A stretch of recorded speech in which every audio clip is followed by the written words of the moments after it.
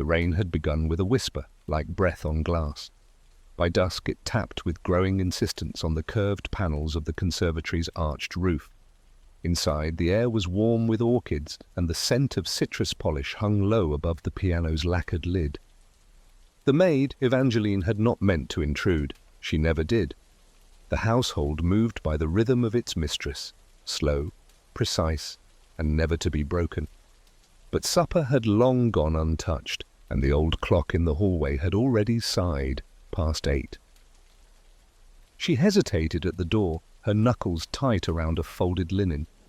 The faint amber of the electric sconces trembled against the frosted walls, casting long shadows between the fern pots and violas.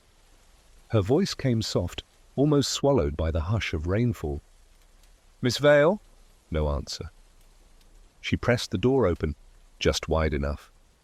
What she saw halted her breath. Lysandra Vail sat at the grand piano, not playing, not moving. Her spine was upright, as though paused mid-performance. Her left hand rested on the upper keys, 3 fingers lowered, in a delicate, unfinished chord. The other hand hung loose at her side, pale and slack. The orchid sat on the keyboard. One petal touched middle C. Evangeline did not scream. She stepped back slowly, crossing herself with trembling fingers. The only colour in the room was the red at the base of Lysandra's throat. A clean slice. No signs of violence, no toppled stool, only that thin red line where the silk scarf had once been. She turned and ran. Kramer arrived 20 minutes later, coat collar up and mood low. The uniformed officer at the door had already cordoned the hallway, keeping reporters off the marble steps. When Kramer stepped inside, rain followed him like a curse. The body was untouched. The photographer had not yet arrived. The crime scene unit stood waiting, unsure whether to test the lock or dust the glass. Kramer grunted. "She was moved?" "No, sir," said the sergeant. "Maid says she found her just like that." Kramer stared. The woman's face was pale ivory in the low light, eyes closed, brow serene. A stage exit, almost rehearsed. He stepped into the conservatory. The glass roof echoed faintly as water slid across it. Beneath the piano, no blood pool, only a quiet rug, stitched in gold thread. Her slippers were still on. He crouched, glancing at the orchid.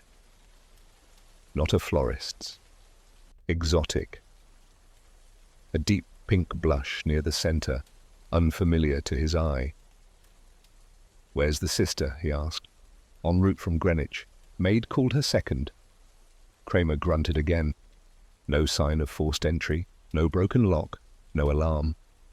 The piano bench sat precisely where it belonged. Even the metronome had stopped on a beat. Kramer looked up. "Get me a full list of guests from the last 2 weeks, and find someone who knows their orchids." The rain hadn't stopped when the coroner arrived. It sheeted across the garden paths, muffling the distant traffic. The house stood silent, except for the whisper of men in gloves and hats, treading carefully between memory and evidence. Kramer lit a cigar he couldn't enjoy. "She was a recluse?" he asked. The maid nodded. "Mostly. Company made her tense." "Tense?" "She preferred rehearsing at night, didn't like to be watched." Kramer chewed the end of the cigar. His eyes moved to the piano again. "Any visitors lately?" "Just Mr. Arden last week." "And he is?" "Cellist. They performed together years ago." "Anyone else?" She hesitated. "A gentleman last Tuesday. I didn't get his name." Kramer's jaw shifted. "Tall? Accent? Hat?" "Yes. No, yes." He exhaled through his nose. "Useless." The coroner called from the doorway. Kramer walked back in. "No sign of struggle," the coroner said. "Single incision, surgical. Clean entry, no hesitation marks." "Weapon?" "Could have been a razor." "Could have been anything," Kramer muttered. "More interesting," the coroner added, "she didn't bleed much, either done very fast or very quiet. Kramer raised an eyebrow. Explain that. Means whoever did it knew what they were doing, hit the carotid, avoided the mess. Room's clean, ain't it? Kramer looked again. Cleaner than my office. The photographer finally arrived, boots wet, lenses fogged. Get that flower, Kramer ordered. I want it identified yesterday. The flashbulbs cracked. Outside, the glass steamed softly. Shadows curled in the mist. Somewhere, a neighbor played a waltz on a scratchy phonograph, notes fluttering faintly into the storm. Kramer stood in the doorway, coat dripping. He didn't like it. Didn't like the stillness, the setup, the way her hands stayed posed like they were waiting for applause. Murder was rarely beautiful, but this one was trying. He dropped the stub of his cigar into a planter, turned to his men, and growled. Bring the sister in first, then find me someone who knows how to kill in silence. The wind pressed against the conservatory glass. But inside, the only music was the memory of what had never been played. The knock came just after 11, sharp and precise. 3 taps, evenly spaced. Fritz, faithful to form, did not move an inch. He remained at the kitchen doorway, tea towel folded with military perfection across one wrist. I closed the Gazette and crossed the foyer. Rain streaked down the transom window in thin rivulets. She stood on the stoop, gloved and dry, as though the weather had known not to touch her. A woman in crimson, coat, gloves, even the veil. Beneath the netting I could just make out sharp cheekbones and eyes that didn't ask permission. Myra Vail, she said. The name didn't need explaining. I stepped aside and gestured her in. She moved past me like a question that already had its answer. I closed the door and turned. Wolfe, from the office, called, not loudly, but with weight. Bring her in. She walked into the room without hesitation. The red coat flared as she took the guest chair, the one closest to the bookcase, not the far left, I noticed. Wolfe, sunk deep in his yellow chair, didn't rise. He studied her through half-lidded eyes, hands resting on his belly, fingertips touching. You are Miss Vail? I am. Her voice was low, measured. Lysandra's sister. Yes. A pause settled between them like smoke. You are here, Wolfe said, to ask me to prevent your arrest. She didn't blink. I'm here, she replied, because they will suspect me, and I don't trust the police to bother with the truth. Archie Goodwin, I told myself, you're in for it now. Wolfe shifted slightly. The truth, Miss Vail, is often dull and unprofitable. Why do you believe yourself a target? She reached into her bag, removed a folded clipping. Because I made this mistake. I took the page and handed it across. Society column dated 4 days ago. Headline, Vail sisters publicly quarrel at Sutton luncheon. Wolfe read in silence, then, You told her you'd contest the will.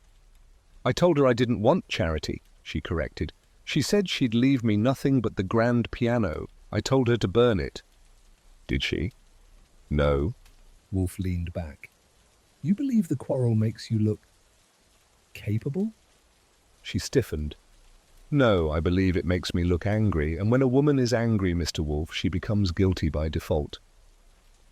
Wolfe exhaled softly through his nose. And you are not guilty? No. Would you lie to me?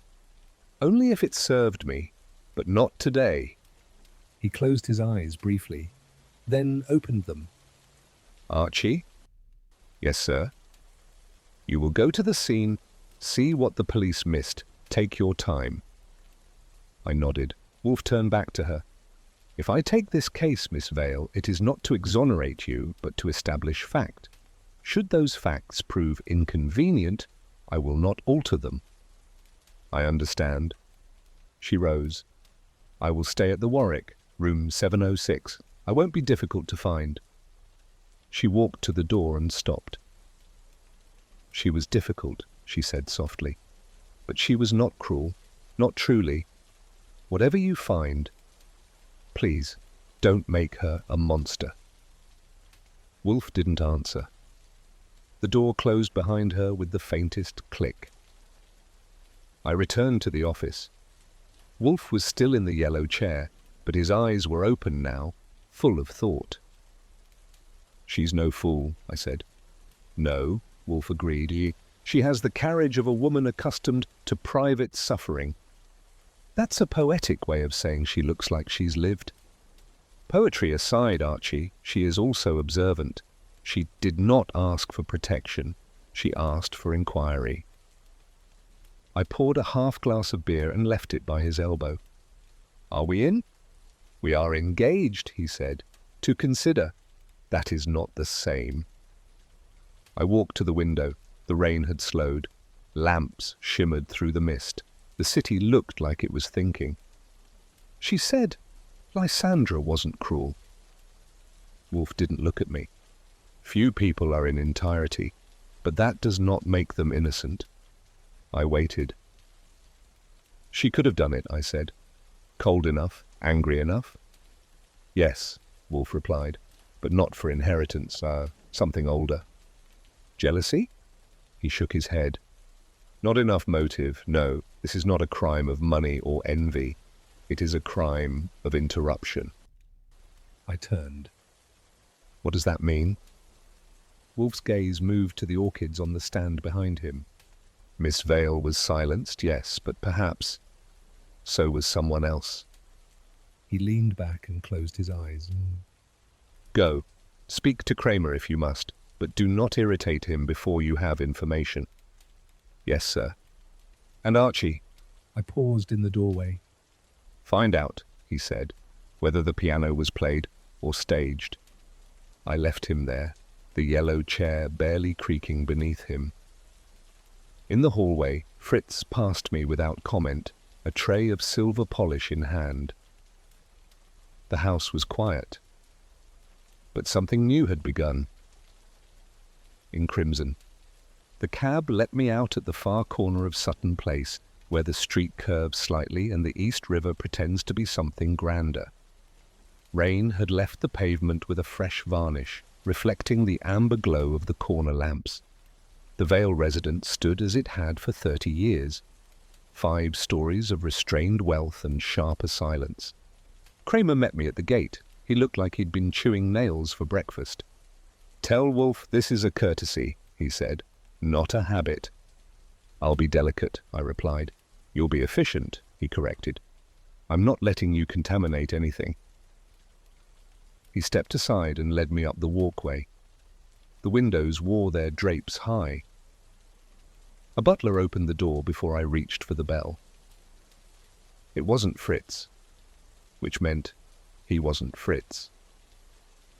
We passed the parlour and a curved staircase, then turned left through a set of narrow French doors. "There," Kramer muttered. The conservatory stretched out like a glass cathedral. Light filtered through the overhead panes in streaks of dull grey. The floor was tiled in ivory and sea green. Against one far wall stood the piano, a concert grand in black lacquer, long as a hearse. Lysandra Vail was no longer present, but her absence was precise. The bench remained in place. The sheet music was open, untouched. On the high C key, someone had placed an orchid. One petal touched another, forming a silent breath between them. I walked slowly, letting the space speak. "No forced entry?" "Not a scrape," Kramer said. "Doors locked from the inside. Maid had the only spare." "Footprints?" "Just hers." I crouched by the bench, careful not to touch. The pedals were polished. The floor beneath them unsmudged. "Where was the blood?" He pointed to a faint discoloration on the rug behind the bench. "We cleaned around it." I nodded. "She died here?" "Slumped sideways, head tilted. No sign of a fight. Cut was surgical." I stood and paced the perimeter. The plants were carefully placed, orchids, bromeliads, violets, all arranged in orderly chaos. Nothing disturbed. No vase? I asked. None like that flower. Gardener swears they don't grow it. I paused at the west window. A single pane bore a streak as if someone had leaned lightly against it. Rain had washed it unevenly. Prints? Smudged? Too faint? I turned to the orchid. You kept it? In evidence, we have a photo. Show me. Kramer produced a manila envelope. Inside, one high-contrast image. The orchid was rich crimson at the throat, with pale outer petals and a strange notch near the stem. I'd never seen one like it. Imported? Probably. Delivered? No card, no packaging. We stood together, the silence close around us. What did Wolfe say? Kramer asked. He hasn't said yet. I'm sure he will, once I've done all the work. That's the arrangement, I said. You grow the fruit, he picks the ripest one. He grunted. I stepped out to the garden, where the tiles led to a small greenhouse annex. A lean man in a flat cap stood pruning something purple and dangerous. His shears were surgical. Howard Greeley, I asked. He glanced up. You're not the lieutenant? No, just curious. Private inquiry. You with the fat man? That's the one. He nodded and set down the shears. I don't talk to newspapers. I don't write for them. Then come ahead. We stood by a low bench of seedlings. The air was damp and warm. You've been here long? 4 years, since the last gardener drank himself out of the job. Miss Vail, she ever ask for orchids like that? He frowned. No, she liked the domestic ones, easy to pronounce. Do you grow anything like the one from the scene?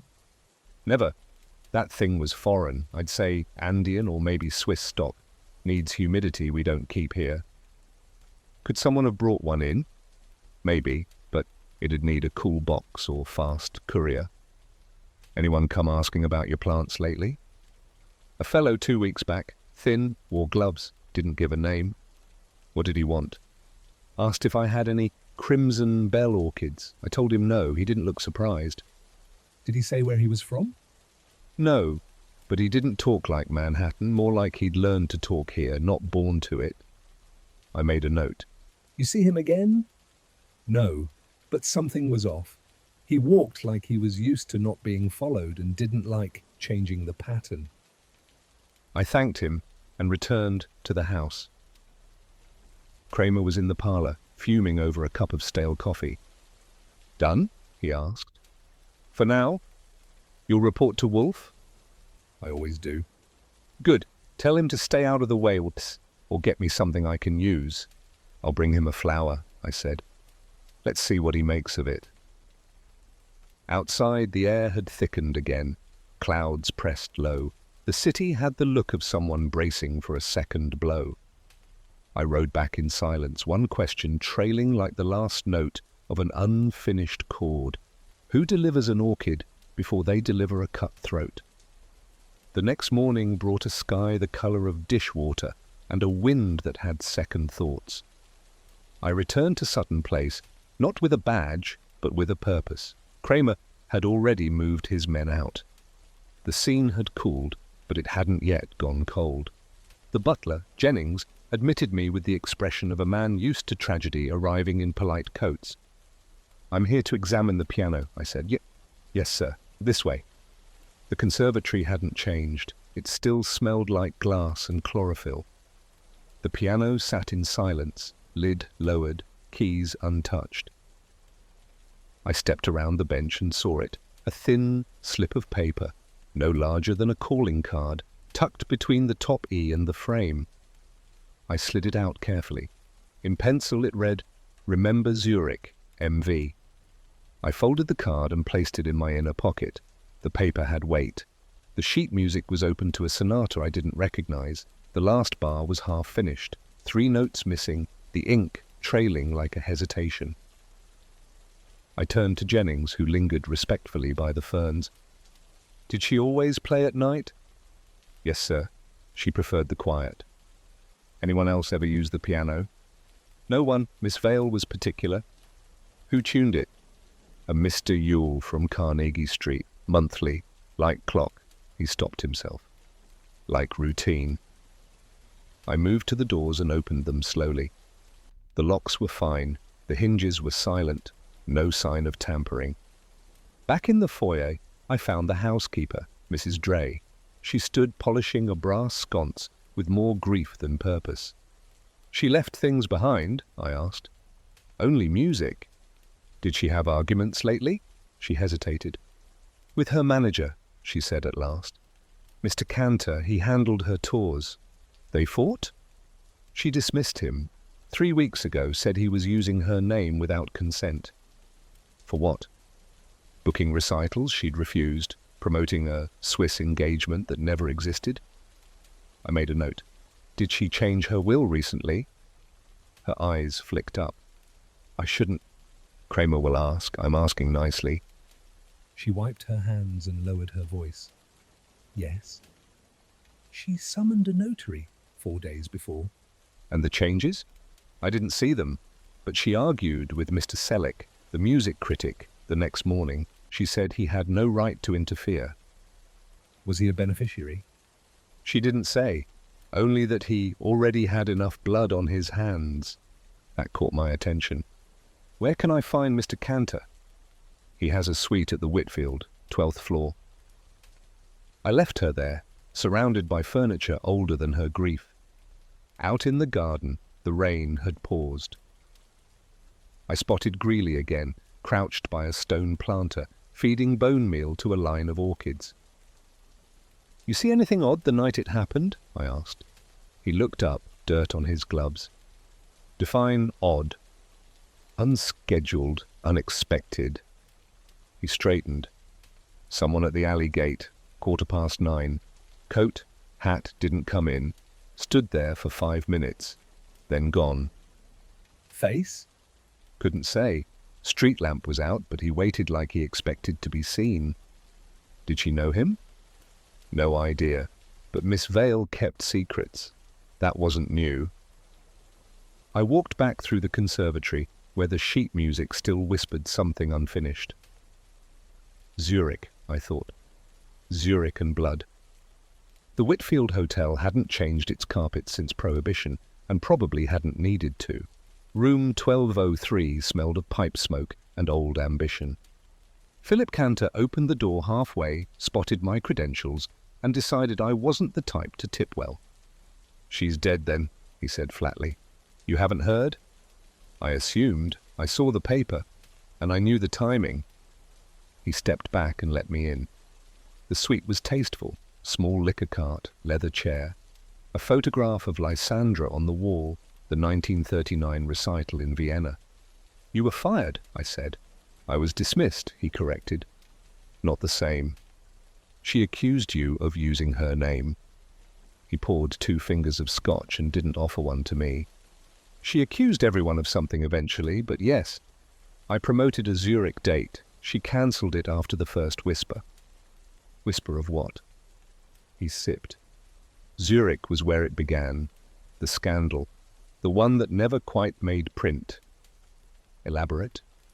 "A critic vanished. A private recital. Rumours that she was involved, or someone she loved. No body, just silence." "You were there?" "In Zurich? No, but I saw the aftermath." "Who else knew?"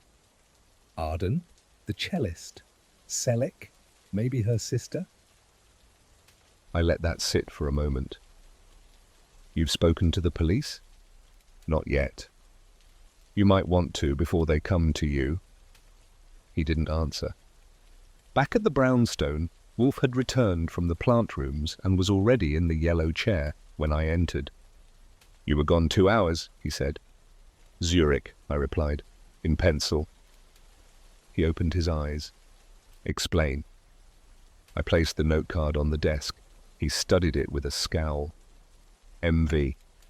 She wrote it unless someone else has her initials and handwriting." Wolfe exhaled. She played a piece. She stopped mid-bar. She wrote a note. And then died. Or was silenced. I nodded. She changed her will, dismissed her manager, quarrelled with a critic, and someone in a trench coat waited at the alley gate, then left unseen. He leaned back and shut his eyes again. Zurich, he repeated. Very well. We shall remember Zurich. In the orchid room behind him, Fritz adjusted a thermostat. The steam hissed gently. Wolfe didn't move. Zurich is where it began, but not where it ended. I stood at the doorway and waited. May I go? I asked. He opened one eye. You may report to Mr. Kramer, but do not provoke him unless you bring flowers. Only crimson ones, I said. He closed his eyes, preferably with secrets in the stem.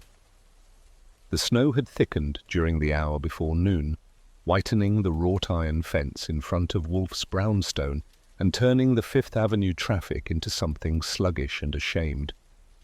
I watched it from the front window while Wolfe remained, of course, in the office, behind the door, in his yellow chair, orchids at his back, patience tightly leashed.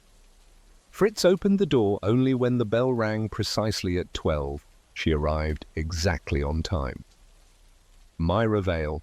Her coat this time was black. Long, belted, wool.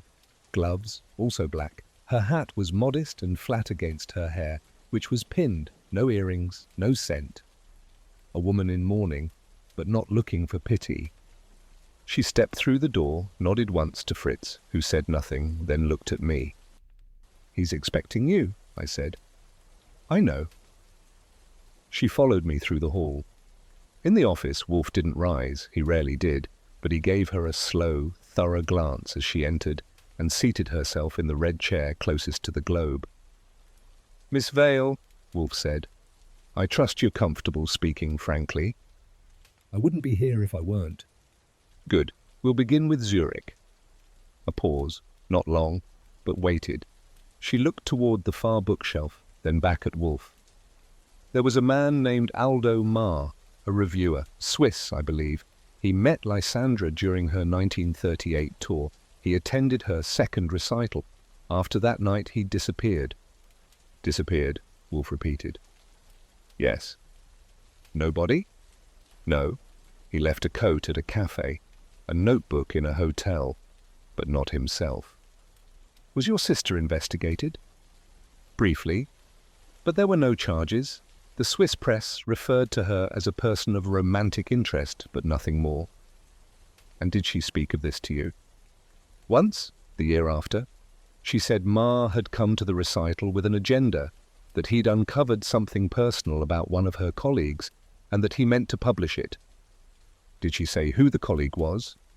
No, but she did say that Marr was not trustworthy and that something had to be done. Had to be done, did she elaborate? She said someone took the matter into their own hands. Wolfe's eyes narrowed, but only slightly. You believe he was murdered? I do. By whom? I don't know, but I know who might have reason to fear the truth returning. Wolfe leaned back. Go on. 2 names, Raymond Selleck and Lucien Arden. Wolfe's fingers met at his chest. We'll start with Mr. Arden. She nodded. Lucien was a cellist. My sister admired him. She also feared him. They played together in Zurich. He returned to Switzerland in 39, came back to New York in 42. They resumed correspondence. Romantic? It was once. Later it was something more theatrical. Forgiveness, apologies, long letters. He sent her orchids, always the same kind. Crimson speckled. Yes. When did she last see him? 2 weeks ago. They met at the garden room on Lexington. She didn't tell me the details, but she said he was still dramatic, still evasive. And what did she say of Selleck? She once told me he was the only man who never lied to her. That's why she stopped seeing him. Curious. He's a critic, cool, guarded. She said he carried a silence that wasn't honest. Did he attend Zurich? He did, as a freelance reviewer. He published a small blurb before the disappearance, nothing afterward, suggesting that he knew something and chose not to speak. I chimed in. That's two men who knew, both in New York now, and both in her orbit again just before she's killed. Myra gave a small nod. Raymond sent her a note. I saw it. She tore it up, but I caught the phrase, "We cannot bury what was never dead." Wolfe's brow furrowed. When was this? 4 days before she died. And did she mention Zurich again? She said she was done being afraid. That was all. Wolfe exhaled through his nose. She meant to confess. She meant to expose someone. There was a pause.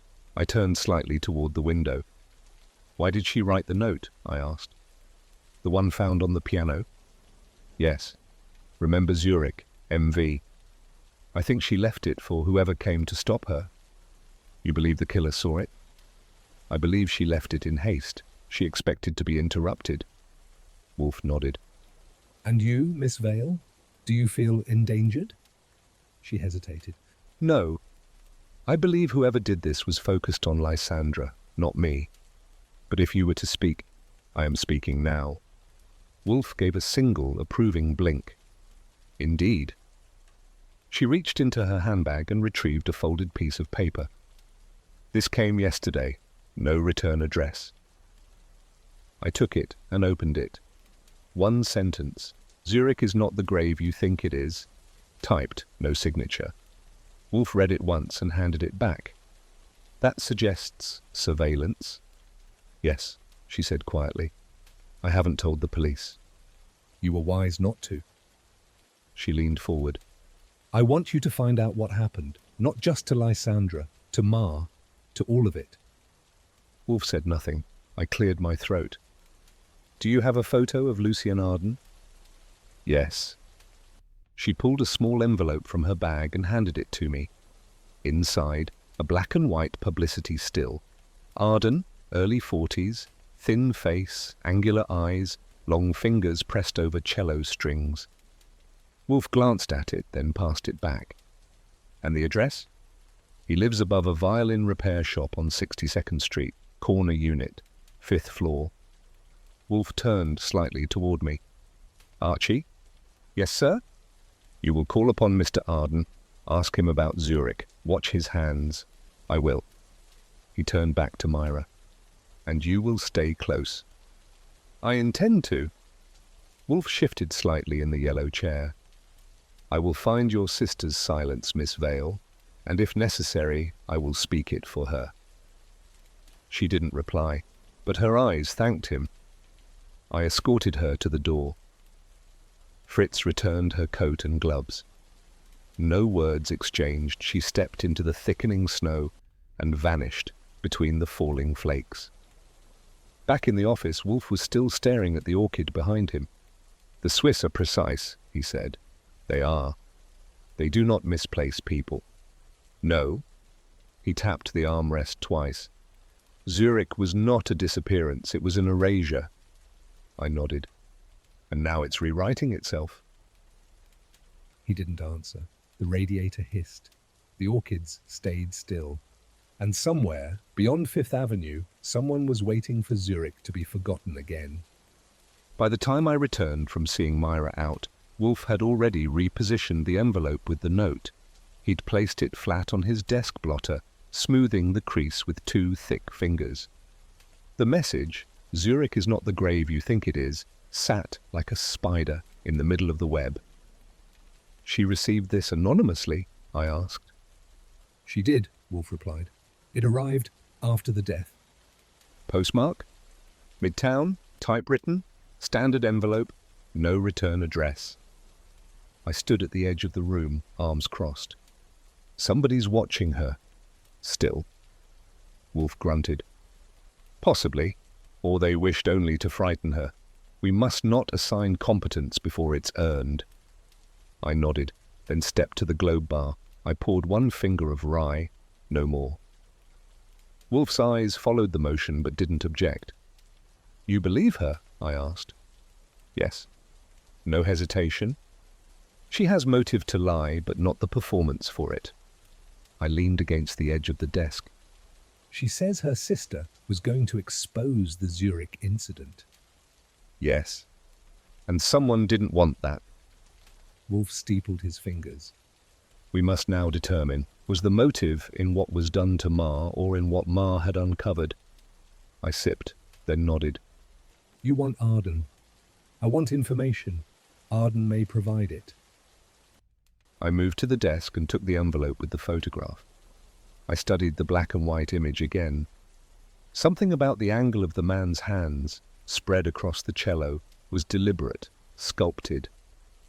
"He looks vain." "Vain men are useful," Wolfe said. "They tend to speak when admired."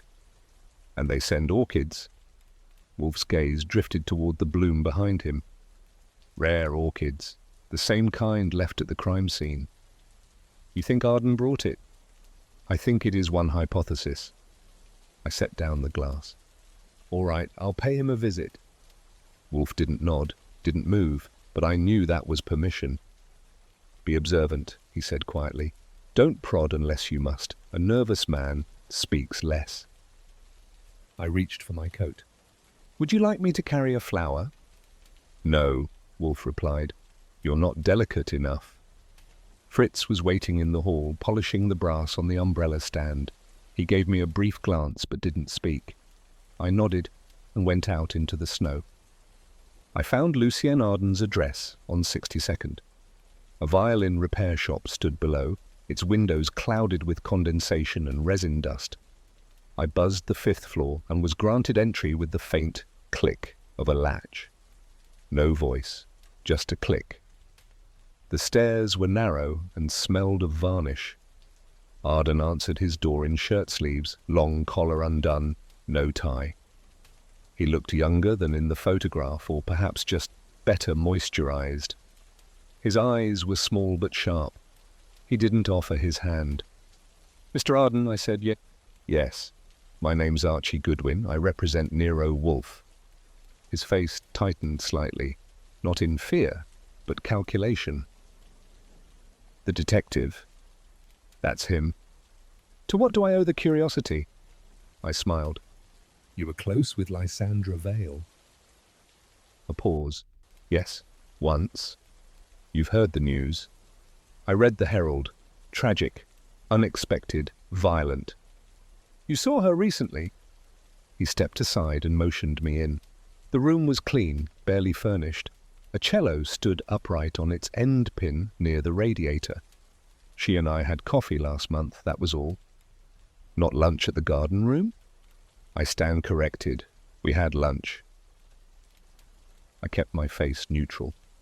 "She received orchids, crimson speckled." He shrugged. "She liked them. Most people don't know where to find that particular variety." "I'm not most people." I nodded. "Did you speak of Zurich?" "Briefly." What did she say? "That it haunted her." "What haunts you, Mr. Arden?" He tilted his head. "Are you here to accuse me?" "No," I replied, "only to listen." "Then listen carefully." He crossed to the cello, ran one hand over its strings. "Zurich was a disaster, not because of the recital, but because of what followed. Aldo Mar had an agenda. He believed Lysandra had seduced a composer for access. He was wrong." "You were there?" "Yes." "You saw him?" "He interviewed me first, then her. He was aggressive, not violent, but he made suggestions." "Such as?" "That she was protecting someone else." "Someone who had something to lose?" "Exactly." And who was that? Arden's fingers tightened on the cello's neck. "I don't know, and if I did, I wouldn't tell you." "Why?" "Because they're not dead." I let that sit. "She wrote a note before she died on Remember Zurich. Do you know why?" "She knew it wasn't finished." "You think someone from Zurich silenced her?" He nodded once. "I'm certain of it." "Are you in danger?" I've been in danger since I was 24. It doesn't concern me anymore. Who else knows? He didn't answer. Instead, he turned back to the cello, lifted the bow, and played a single low note. It echoed faintly in the room. She said silence was cowardice, he said softly, but I believe it can also be mercy. I took a final look at the apartment. No papers, no clutter, nothing personal. You keep things tidy, I said. I don't like echoes. I returned to the brownstone just before 5. Fritz opened the door without comment. The scent of lamb and rosemary lingered faintly in the hall. In the office, Wolfe remained in the yellow chair, eyes closed. Well, he asked. He's theatrical, careful, but he admitted Zurich was no accident. Of course. He says Ma was hunting a secret. They all say that. He also says Lysandra knew it would catch up with her. Wolfe opened his eyes. She left the note for herself. Possibly. No, Wolfe said. She left it as confession. Then the killer didn't care. On the contrary, the killer cared deeply. They simply arrived too soon. I paced once behind the desk. Do you believe Arden? I believe he's terrified and well practiced at appearing otherwise. He knew Ma? Yes. Knew what he'd found? Not entirely. I sat. Then we go to the second name, Raymond Selleck. Wolfe nodded. Invite him. With delicacy. Will he come? He's a critic, Wolfe said. They always come when invited. They expect to be quoted. I allowed myself a small smile. Will you bait him? No, I will offer him an audience. Do you believe he's guilty? I believe he has known guilt, whether his own or another's. I stood and moved to the door. You want him tomorrow? Tomorrow will do. Outside, the snow had stopped. A faint twilight brushed the top of the windows. The city below had not solved anything, but neither had it forgotten. Inside the brownstone, the orchids bloomed. Wolfe closed his eyes, and we waited for the next name to arrive. The snow had turned to sleet by the time Inspector Kramer knocked. It was a short, impatient series of thuds, sharp enough to rattle the glass in the transom window. I met Fritz in the hallway and gave him a look. He didn't move. He never did. Not for policemen, not for presidents. I opened the door. Kramer stood in the entry, damp, red-faced, and holding a thick manila envelope like it had been stapled to his hand. He didn't wait for a greeting. He in? He's breathing, if that's what you mean. Kramer stepped inside. The collar of his overcoat dripped steadily onto the floor. He looked around like he was already disgusted by everything, then brushed past me, straight toward Wolfe's office without a word. Wolfe was at his desk, planted in the yellow chair, a book open in his lap. He did not look up. I trust you have a warrant or an invitation, Inspector, Wolfe said, turning a page. I have this, Kramer grunted, tossing the envelope onto Wolfe's blotter. You're going to want to look at it. Wolfe glanced down. He closed the book with a soft thud, set it aside, and opened the envelope with one thick finger. I see. You don't see yet, Kramer replied, removing his hat and slinging his coat over the back of the guest chair. You read that all the way through. I leaned against the doorway. Wolfe adjusted his glasses and examined the contents in silence. His face did not change. The room stayed still. When he finished, he returned the papers to the envelope, then folded his hands. Myra Vail was reinstated as sole heir 3 days before her sister's death. Correct. You believe that relevant? I believe it's motive, Wolfe. Motive written in ink. She gets everything now. Residence, royalties, all of it. If you were wondering who benefits... Wolfe gave a slight, unsympathetic nod. I was not. Kramer narrowed his eyes. You're telling me this doesn't interest you? Only tangentially, Wolfe replied. It is a surface ripple, not the current beneath. Kramer turned to me. He always like this when a woman's involved? Only when he knows something we don't, I said. Wolfe shifted slightly in his chair. He seemed less interested in the paperwork than in the opportunity Kramer had just offered. I presume this was filed through the regular channels. Registered, signed, witnessed, no irregularities, except that the previous version excluded her. And she was furious about it, Kramer said. They fought in public at that Sutton Place luncheon 3 weeks ago. She told Lysandra she'd contest it in court. Now she doesn't have to. Wolfe didn't blink. That makes it tidy, but not true. She has motive. She also had warning, Wolfe said, tapping the envelope. Her reinstatement put a target on her back, and she knew it. That's why she came to me. Kramer scoffed. She came to control the narrative. No, Wolfe said, more sharply now. She came to confess a fear. The silence held. I crossed the room and poured a finger of beer. Wolfe declined with a slight wave. Kramer didn't bother. You're protecting her, he said. I am investigating. She rewrote the will, and the next thing you know, the sister's dead. If that's not a lead, what is? Wolfe looked toward the orchids on the shelf behind him. She was not killed for money, Inspector. She was killed for memory. Kramer raised a brow. Memory? Zurich, Wolfe said flatly.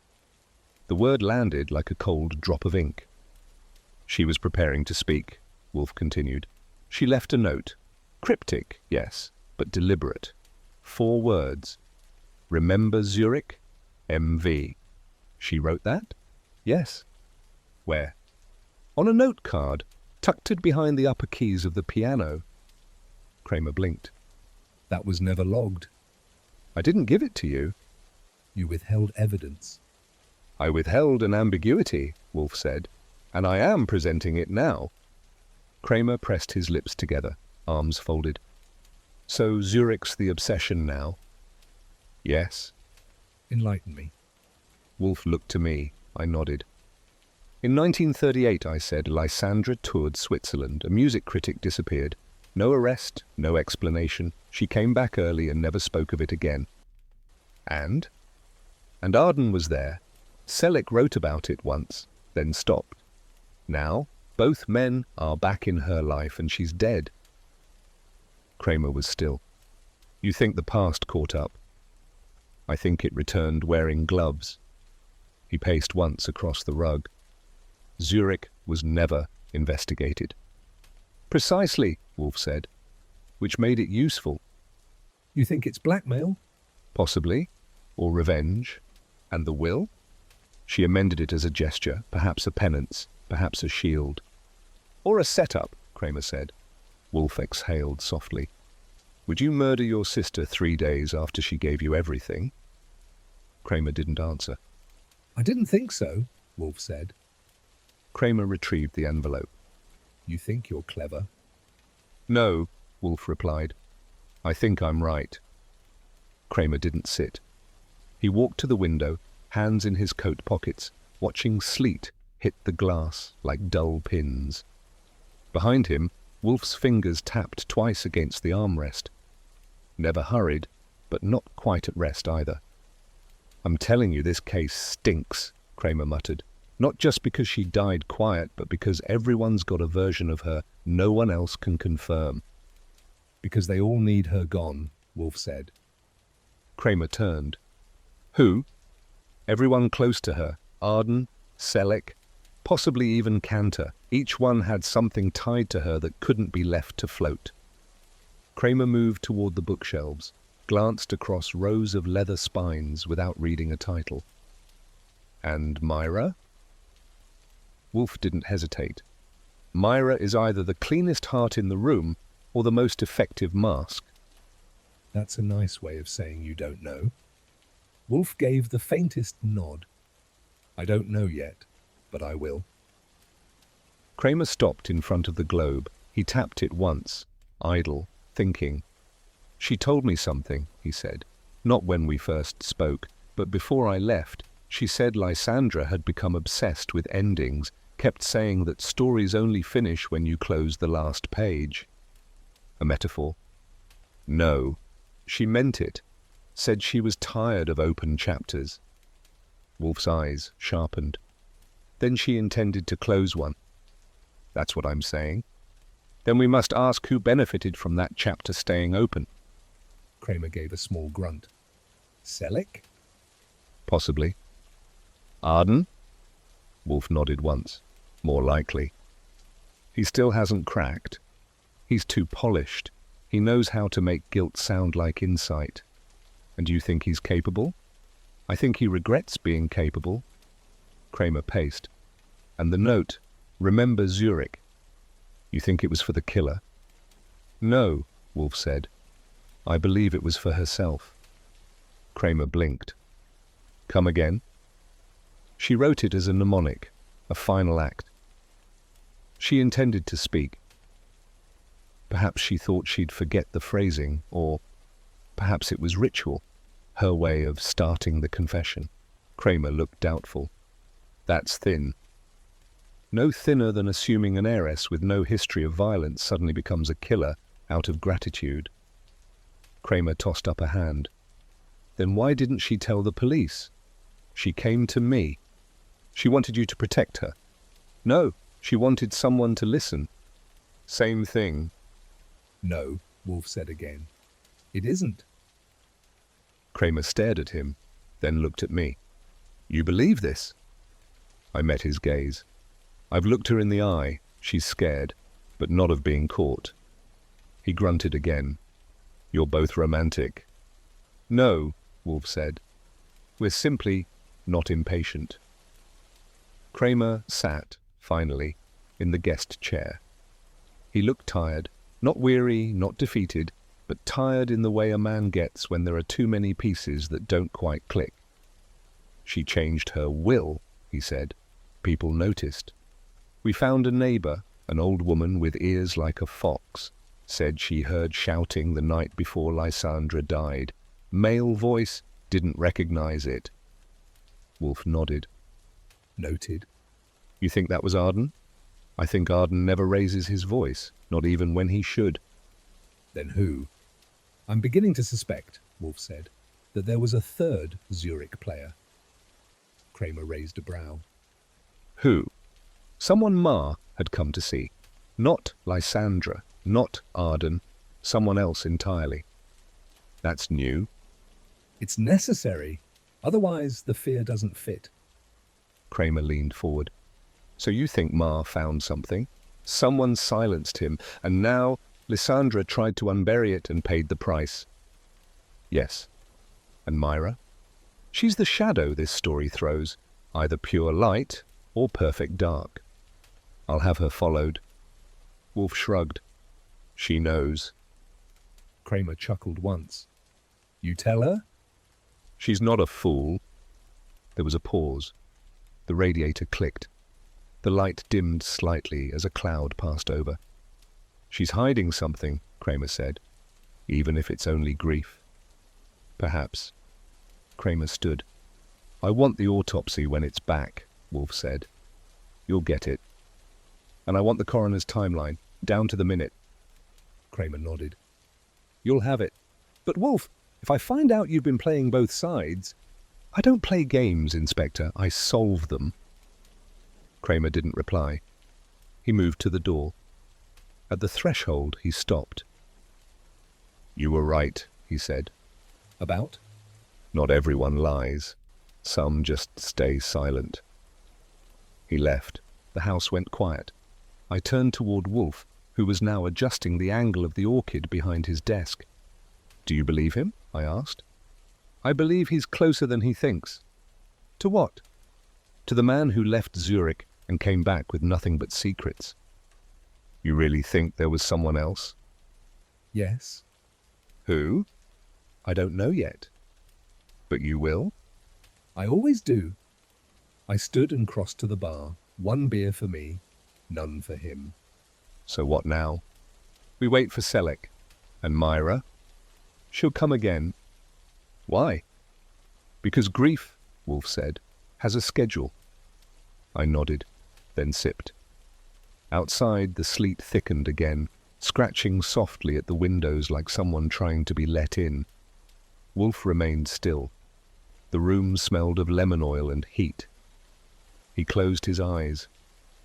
And in that silence, Zurich waited. The Manhattan listeners' offices weren't in a skyscraper or any respectable brownstone along Lexington. They were wedged above a watch repair shop on 77th, with two dusty windows facing an alley and a staircase that squeaked like it had opinions about every footstep. The hallway smelled like ink, rosin, and pipe smoke. I knocked twice on a narrow door with a frosted pane that read R. Selleck, editorial, in flaking gold paint. A voice called from inside, "It's open!" I pushed it open. The office behind the door wasn't big enough for Lys to hide comfortably. It had a low ceiling, cluttered shelves, and a desk that looked like it had absorbed 40 years of cigarette ash and grievance. A rotary phone sat near the corner. Two stacks of bound reviews leaned on either side like reluctant bookends. Behind the desk, Raymond Selleck sat hunched, wearing a brown vest over a white shirt and a pair of tortoiseshell glasses that had outlasted their prescription. His hair was white and short, not styled, but simply resigned. He looked up as I entered. "You're not my publisher?" "No," I said, "and I'm not here to correct your grammar. I don't take unsolicited submissions. I'm not submitting anything. I'm Archie Goodwin." His lips thinned slightly. "Nero Wolfe's man." "That's right." He leaned back with a creak of old springs. "I wondered when you'd show." "Because?" "Because Lysandra Vail is dead, and Wolfe doesn't sleep through questions like that." I moved to the lone chair in front of his desk. It wasn't offered, but I took it anyway. You knew her? Everyone in this racket knew her. That's not an answer. He adjusted his glasses. I wrote about her performances, not about her personal life. Were you friends? We were adversaries, with manners. You saw her recently? No. Spoken to her? No. Letters? No. I nodded slowly. You've been consistent. Truth usually is. He opened a drawer and pulled out a pipe, began stuffing it. What's Wolfe think happened? He thinks someone didn't want her to speak. About what? You tell me. He lit the pipe with a practiced flick, exhaled slowly. She had demons doesn't mean someone killed her for them. She was planning something, a statement. Artists always are. I looked around the room. The filing cabinet was slightly open. A coffee cup on top held 2 pencils and a worn program. You write your own reviews? Always. You edit? When I have time. You archive? He glanced at the cabinet. You're not subtle. I'm not meant to be. He shrugged. I kept clippings, for reference. Zurich, a flicker in his eyes. Old news. Lysandra thought otherwise. She also thought D minor could cure grief. Can it? No, he said. Only time does that. I stood and stepped toward the filing cabinet. He didn't stop me, but his silence stretched. I bent slightly and spotted the wastebasket beneath the side table. On top of the crumpled pages sat a folded concert program. White, embossed, the title read, An Evening of Sonata and Silence with Lysandra Vail, dated the week before she died. I reached in and pulled it out. She sent you this? He didn't answer. Signed, I said, flipping the front flap. To Raymond. One last note. He took a slow drag on his pipe. She sent it. I didn't respond. Why? Because I didn't want to hear the note. Why not? Because the rest of the piece was too quiet. I looked at him. You're saying she was dangerous? I'm saying she had truths that didn't belong to her. You mean Zurich? I mean what Zurich became. You think she killed Ma? He didn't flinch. I think someone vanished. I think no one wanted it solved. Who's no one? He looked up. The people who were there. Arden? Yes. You? His lips tightened. I didn't lay a finger on him. But you knew? I suspected. And said nothing. He took another drag. I write reviews, not obituaries. I nodded. She was scared. She always was, even when she laughed. You protected her? No, I refused to expose her. Why? Because sometimes silence is kinder. I folded the program and slipped it into my coat. I'll need this. Take it. I stepped toward the door. She wanted to speak, I said. She did, he replied. But sometimes you speak only to be silenced faster. Do you think she knew that? Yes. Do you think it stopped her? He looked at the floor. No. I paused. Anything else I should know? He looked up. If you find the truth, he said, don't expect it to forgive anyone. I left him there, pipe smoking, silence growing like ivy in the corners of that old room. I stepped out of the listener building into the afternoon chill. The sun had dipped behind a veil of clouds, and the wind swept in from the East River with just enough bite to make you remember you were alive. I buttoned my coat, crossed the street, and lit a cigarette at the corner before hailing a cab back to the brownstone. Wolfe was in his chair when I returned. Of course. The orchids were behind him, pink and gold and ghostly in the lamplight. Fritz had just finished setting out the tray.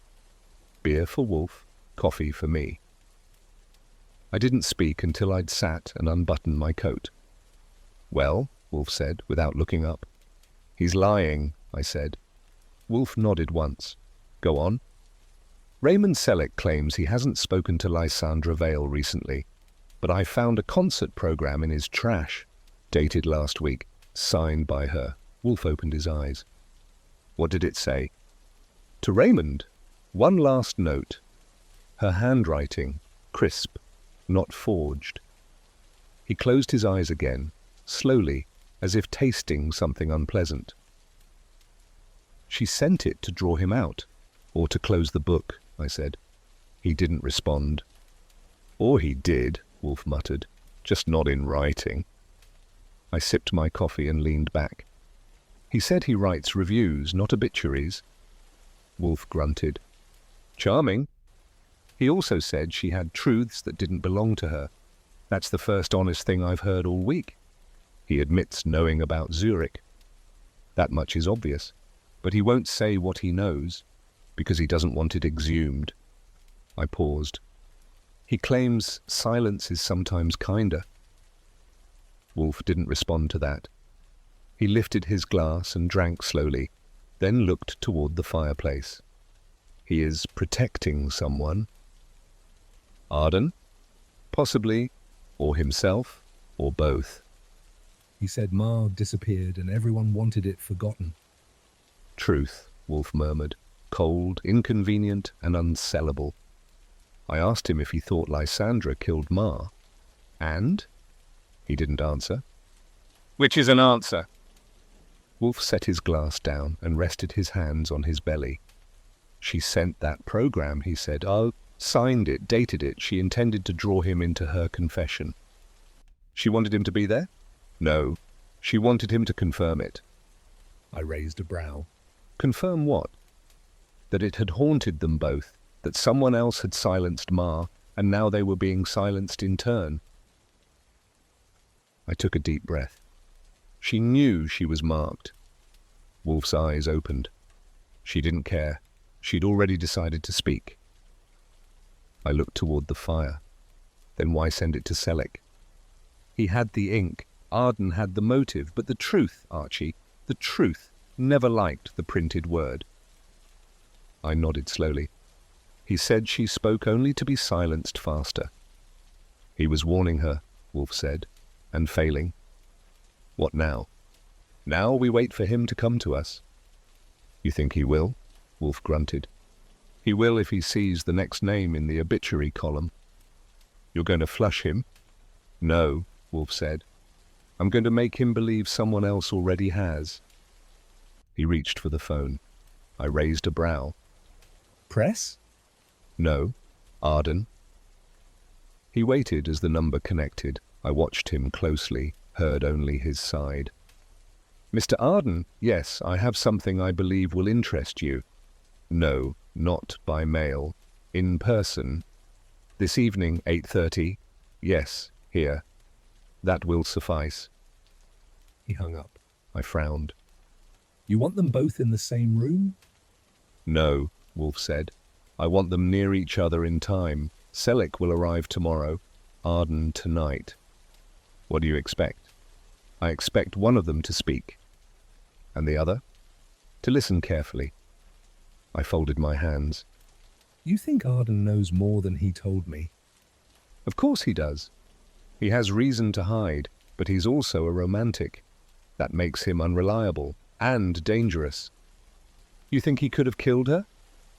I think, Wolfe said, he loved her enough to want her silenced beautifully. I stared at him. That's twisted. It's human. Fritz stepped in quietly with another pot of coffee. He didn't ask, just poured. I watched the steam curl. She was afraid, I said softly. Wolfe nodded. And she wrote to a man who used silence as ink. I looked up. She reached for the wrong ally. She reached for the one who knew, Wolfe said, the one who might have confirmed her final note. And he didn't. Because he feared what came next. I stood and paced once. So you think he knew who did it? Yes. And let it happen? No. Then what? I think, Wolfe said, he waited too long, and in doing so let someone else arrive first. Arden? Or someone else? Someone still hidden in the margins? I turned slowly. There's a third player. There always is. The fireplace crackled, the orchids gleamed. And Wolfe closed his eyes again, the way he always did when a storm began inside his skull. The winter room was tucked between a theatre that never quite sold out and a florist that never quite opened. It didn't advertise, didn't glow. The awning sagged. The sign was brass, but barely legible after dusk. You had to know it was there and want to stay hidden when you walked in. Inside it was warm and thick with sound. A small stage with a velvet backdrop held a baby grand, a string trio, and the man I'd come to see, Lucien Arden. He sat on a high stool, posture straight, chin tilted slightly upward, like the notes needed elevation before they could be trusted. He played the cello with slow, elegant strokes, every phrase drawn out like silk ribbon over lacquer. The room listened. Glasses clinked softly, but no one spoke. Even the waiters moved in silence. I took a corner table and ordered a club soda. The barman nodded without question. Arden played one more movement, held the final note until it settled like dust, and stood. A woman in a gold shawl took his place, harpist, I guessed, and began something lighter. He descended from the stage, stepping between tables with feline control. He saw me. I didn't wave. He came anyway. "Mr. Goodwin," he said. "Wolfe's man." "That's right." He gestured to the seat opposite me. I nodded. He sat gracefully, as if the chair had rehearsed for him. "You've been asking about me," he said. "That's the nature of my job." "Am I a suspect?" I shrugged. "That depends on your answers." He smiled slightly. "Then let's begin the performance. You saw Lysandra the week she died?" "Yes." You argued. "Yes." "What about?" His fingers tapped once against the tablecloth. "She wanted me to do something." "What?" "Admit something." "Did you?" "No." "Why not?"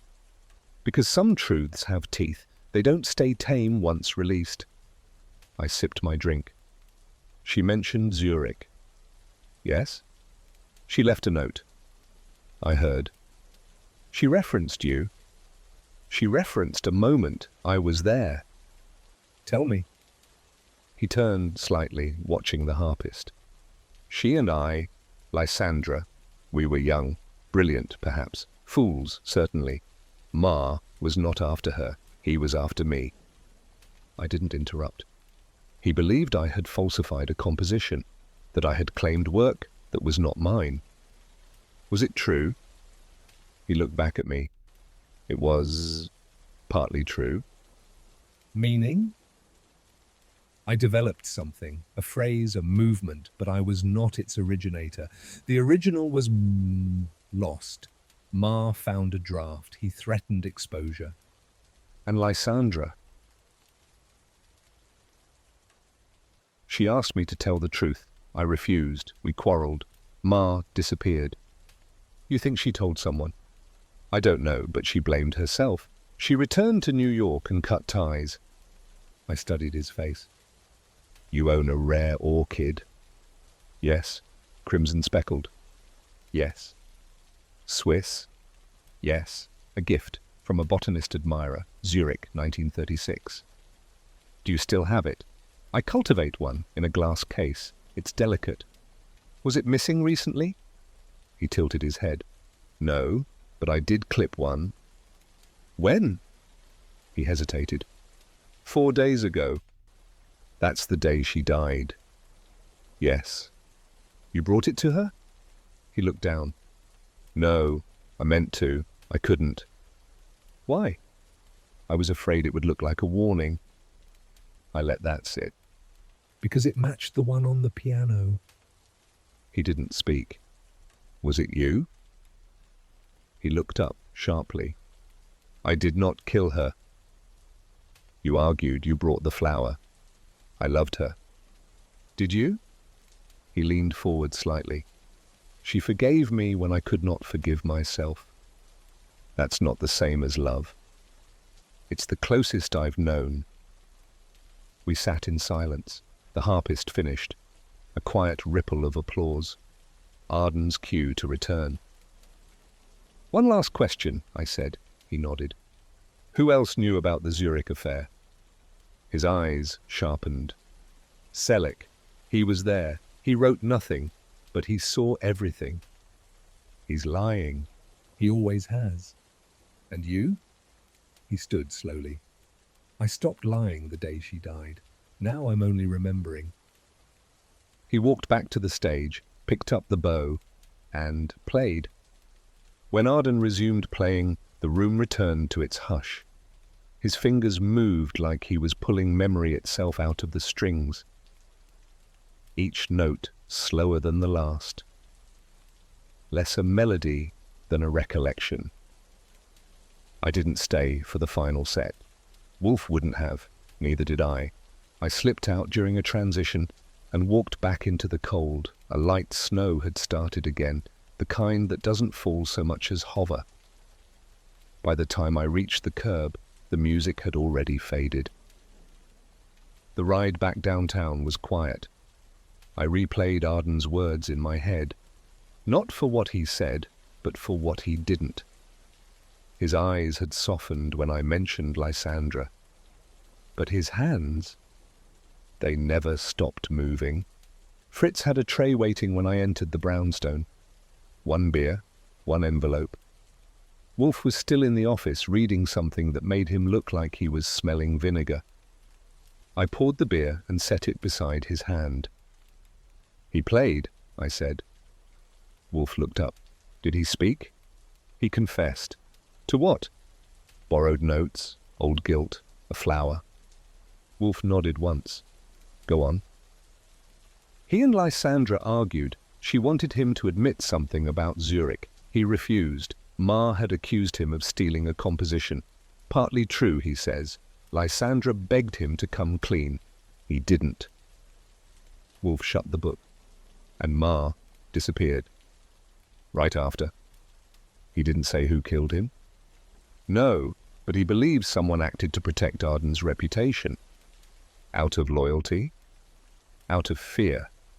Fear of what? Exposure. Wolfe leaned back. Selleck? Maybe. Arden says Selleck was there, saw everything. And wrote nothing. I nodded. He says Selleck's always lied, quietly. Wolfe's brow twitched. And the flower? He clipped it 4 days ago, same day Lysandra died. Wolfe lifted the beer, took a sip. He intended to deliver it. Yes, he said he lost his nerve. Or his alibi. He says he loved her, and you believed him. No, but I believe he needed her forgiveness. Wolfe turned toward the orchids. The room smelled faintly of pine polish and winter wool. He owns the same rare species, I added. Confirmed? Yes, Swiss. Gifted years ago, still cultivates it. Wolfe exhaled.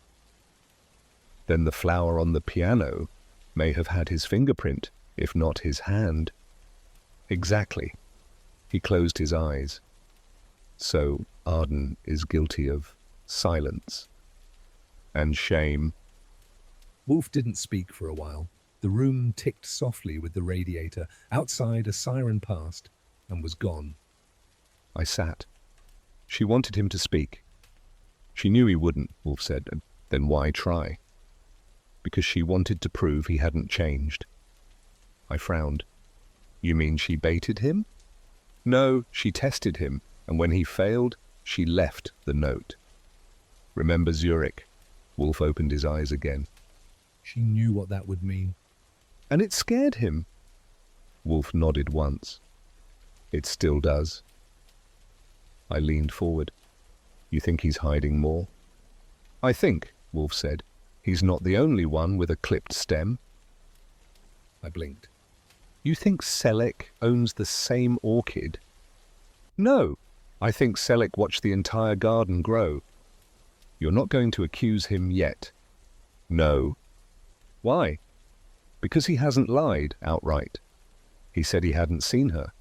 He didn't say he didn't read her last note. I paused. You think she wrote to him too? She wanted witnesses. Or accomplices. Same thing in this case. I stood. So what now? We wait for him to crack. Selleck? No, Arden. You think he will? I think guilt bends slower than lies, but it bends. Fritz entered quietly with an envelope. This came by courier, he said. Wolfe took it. Postmarked? Dropped in person. Wolfe opened the flap. Inside was a single photograph, a black and white shot of a stage. Lysandra at the piano, Arden beside her, and a man in the wings, blurred, watching. Wolfe turned it over. On the back, 4 words. Zurich. You remember me? He passed it to me. You recognize him? No. Neither do I, but someone does. I looked up. You think this was meant for Arden? I think it was meant for all 3. All 3? Wolfe stared at the photo. There's another player, someone not in the frame. I waited. Someone whose name is still missing. I nodded. And who sent this? He looked at me. Someone who wasn't ready to be forgotten. The package arrived just after 11. No knock, no bell. Fritz found it on the stoop between the milk bottles and the Times. Wrapped in brown paper, twine knotted twice, no return address.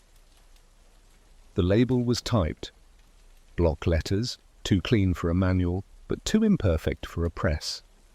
Archie Goodwin, Nero Wolfe, Escortee. I brought it into the office. Wolfe raised one eyebrow, but didn't look up from the book in his lap. From Zurich? He asked.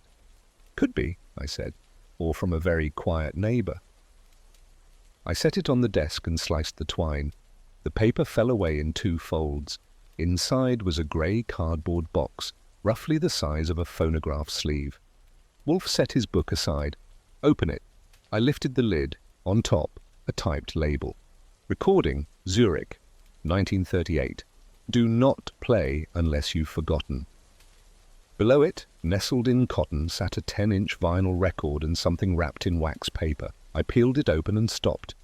A typewriter ribbon, dried, cracked, spotted with a deep brown that wasn't ink.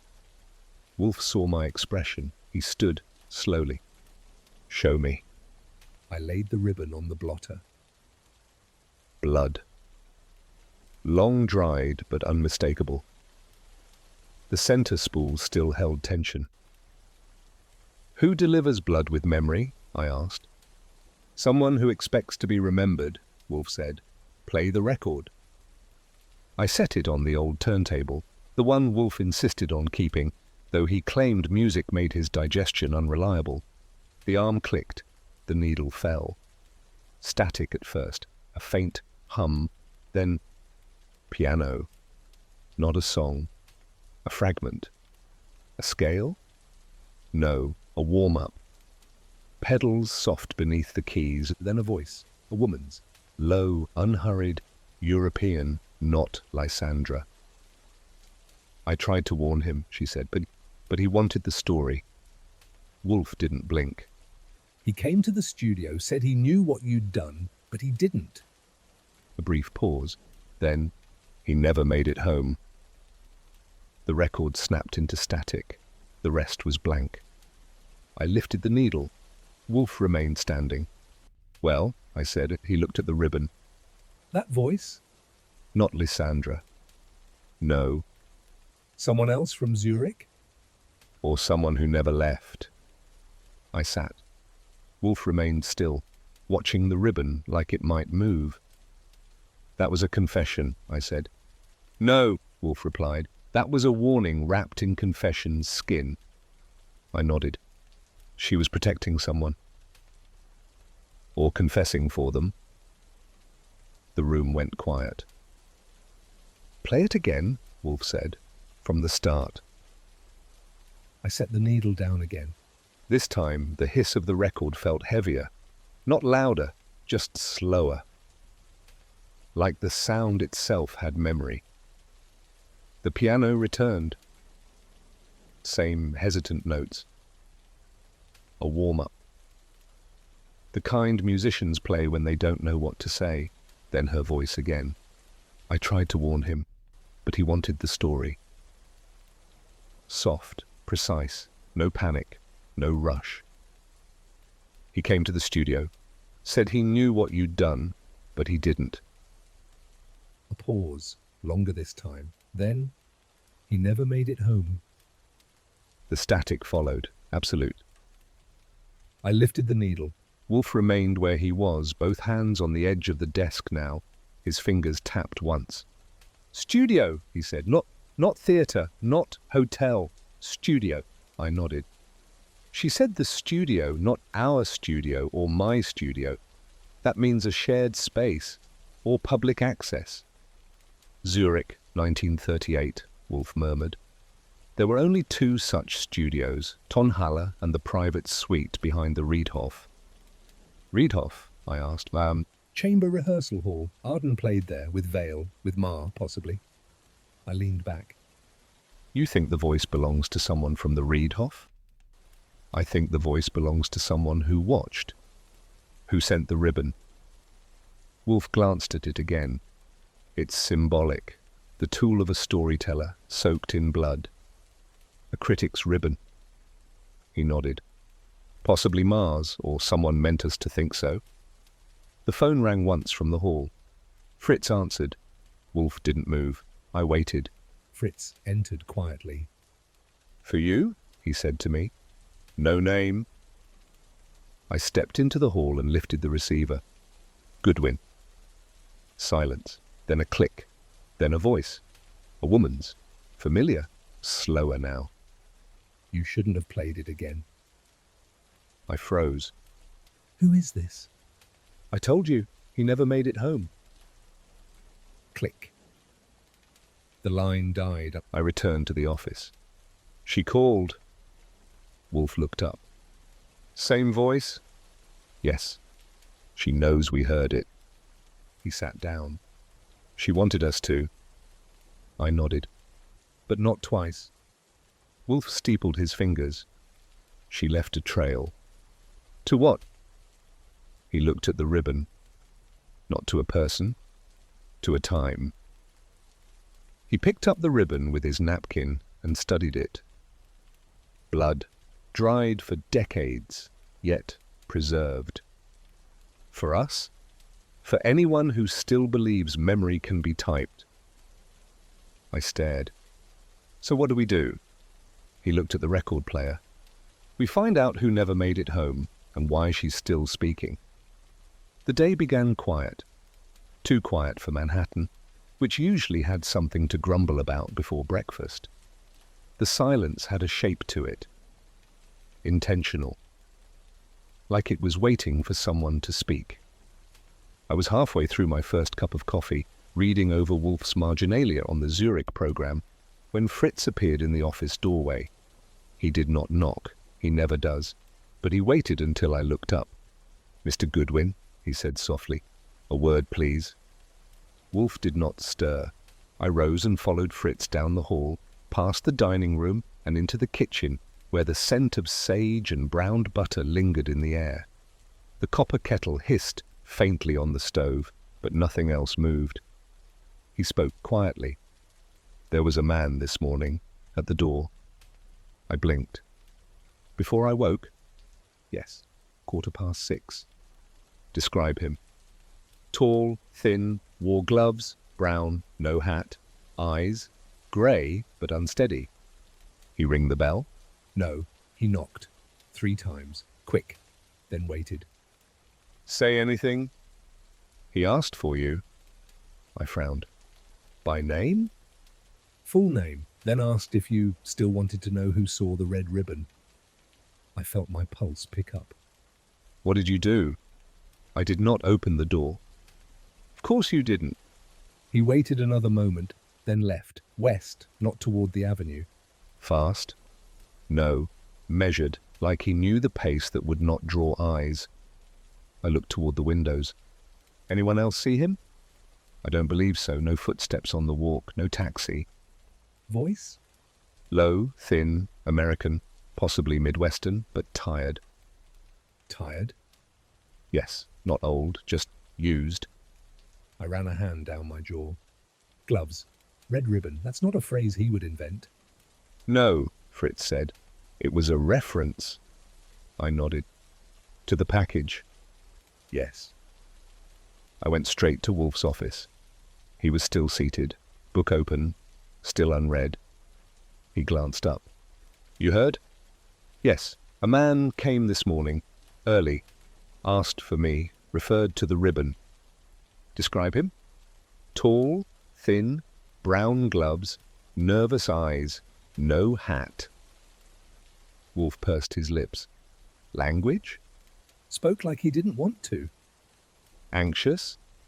"More fragile, like his throat had recently healed." Wolfe tapped a finger against the armrest. "He didn't return?" "No." And Fritz did not let him in. Of course not.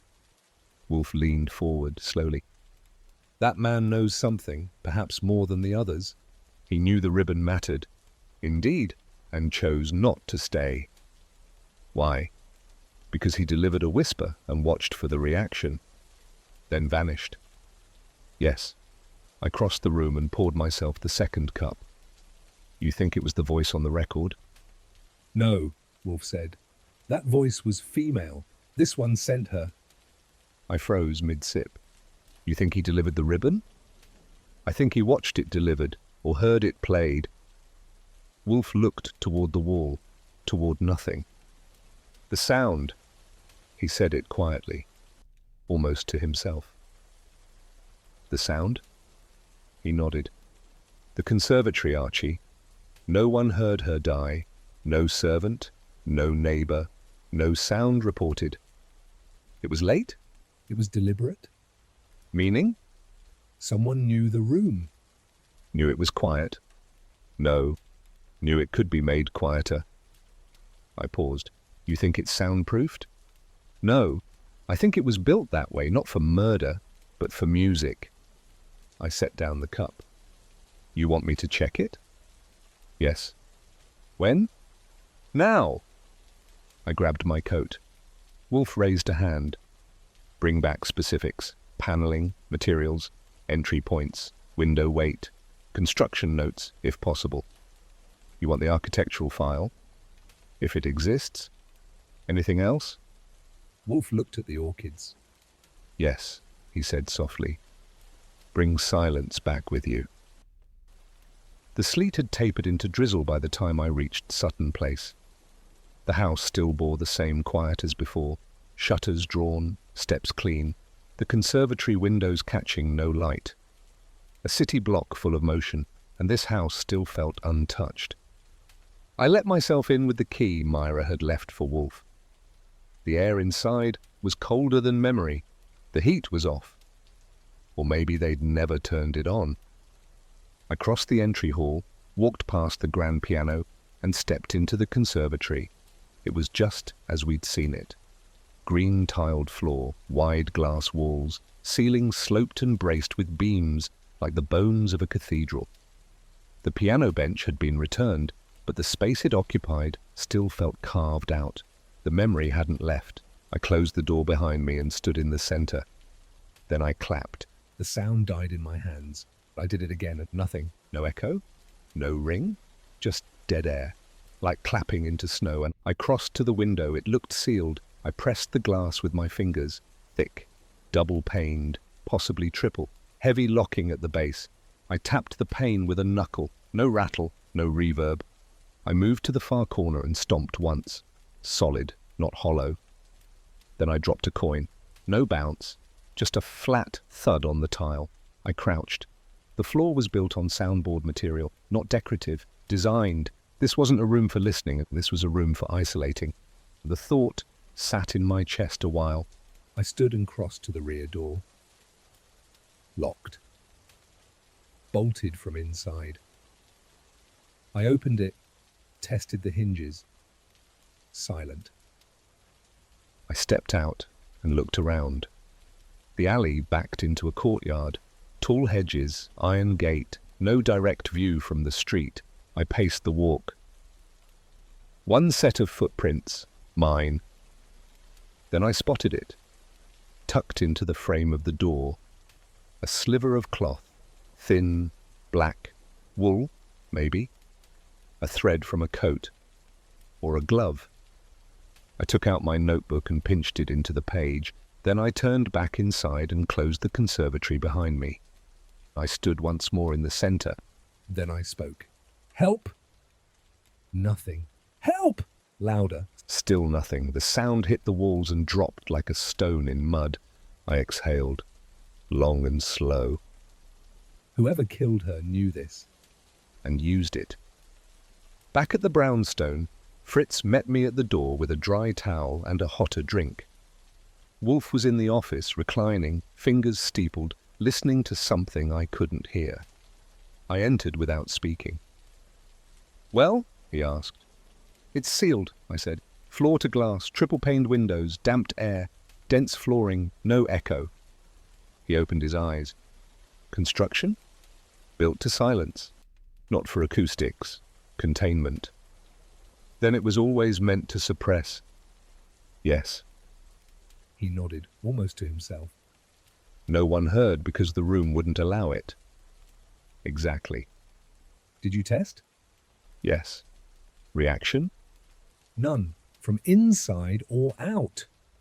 He shifted. "And the back door?" "Locked. But I found a thread. Cloth. Wool, dark. Could be glove fabric."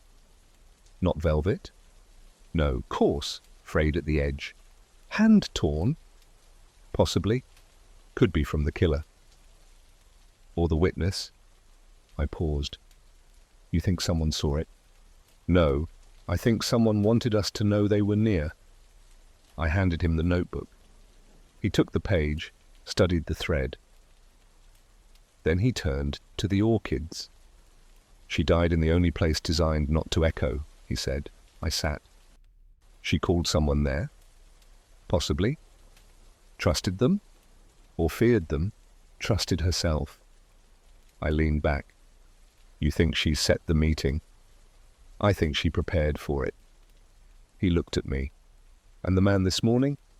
He was delivering fear, a soft knock. Gloves, a question. You think he's coming back? No. Why? Because he already got what he came for. Which is? To see if we were listening. Wolfe said nothing for a while. Then, we are. The Zurich archive office didn't open early, but European librarians answered mail if the envelope was typed neatly and you signed with enough formality to imply a monocle. Wolfe had written it himself. Stationery, fountain pen, no corrections. 2 weeks later, a thick envelope arrived, postmarked from Switzerland, with a violet customs seal and a paperclip bent just enough to make opening it feel consequential. It sat unopened on Wolfe's desk for exactly 7 minutes. He refused to let it interrupt lunch. Fritz brought trout in lemon, and Wolfe forked it apart like a surgeon until the bones lay white as answers. Then we opened it. There were 4 sheets, 3 from a Zurich cultural review, dated June 1938. 1 clipping from a political column in a broader national daily. The first caught my eye, a headline that meant something only if you'd heard whispers in small rooms. Local journalist missing after private recital. Wolfe didn't speak. He held it like he'd been expecting the paper to arrive folded with truth. I read aloud. Edgar K. Mann, a freelance contributor to Das Zürcher Blatt, has not been seen since Tuesday evening, following his attendance at a closed performance held in the Riedhof studios. Mann, known for his controversial coverage of financial scandals and his interest in the cultural elite, had reportedly been preparing a critical piece about patronage and influence in Zurich's private music circles. Police found his satchel near the lake promenade. The body has not been recovered. I looked up. Wolfe didn't blink. I continued. Attendees at the recital declined to comment. Among them were several noted European musicians, including a rising American pianist and a traveling cellist believed to be performing under pseudonym. The concert had not been advertised. No reviews were published. Wolfe finally moved. Keep going. I took the second clipping and it was a retraction. 4 days later. The Zurich police have suspended the search for Edgar K. Mann, presumed drowned. No foul play is suspected. Mr. Mann's body remains unrecovered. Colleagues declined further comment. The editor of Das Zürcher Blatt has removed the byline from future editions and confirmed that Mr. Mann's papers were never recovered. Wolfe sat back. Then he reached for the final sheet. It was from a Paris-based column, typed in smaller font, almost a sidebar. One of Zurich's most recent scandals involved a music critic under assumed name. Records from the American consulate indicate a young Raymond Selleck had entered Switzerland in 1938. However, no departure record was filed. It has been suggested that Selleck, real name unknown, may have resumed life elsewhere under alternate credentials. I sat down. Raymond Selleck, I said. Wolfe nodded. Man, he said, he faked his death. Correct, and came back as a critic in New York with no past. Wolfe closed his eyes. A man cannot bury himself twice, Archie. Then who did it the first time? He didn't answer. The fire snapped once in the grate. Wolfe didn't speak. The paper rested on his knees. I poured a beer and let the quiet hold. Why change names? I asked finally. He opened his eyes. To survive, he said. Someone tried to kill him? Or threatened exposure? For what? Perhaps nothing. Perhaps everything. I nodded. He went in as Edgar Mann, re-emerged as Raymond Selleck, lost the first name, scrubbed the accent, reinvented his voice. Wolfe grunted.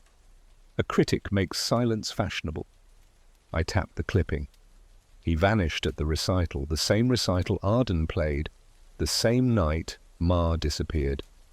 Ma did not disappear, Wolfe corrected. He was erased. And Mann? Buried himself before they could? I looked at the first paragraph again. He left a satchel near the lake. Too perfect. He planted it. Yes, or someone planted it for him. I frowned. To sell the story? Or seal the lie? I leaned forward. Do you think Lysandra knew? Yes. She never said? No. Because she promised. Because she believed in resurrection. That hung in the air. She knew he'd changed identities, I said. She knew why, Wolfe replied. To hide from Zurich. No, he said. To rewrite it. I took a breath. So what happens now? We confront him. Openly. No, Wolfe said. We remind him that Zurich never ends. You think he'll talk? He'll deny. And then?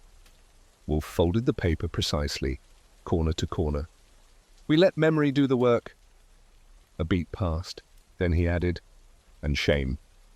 The morning light hadn't fully made up its mind when Wolfe summoned me to the office.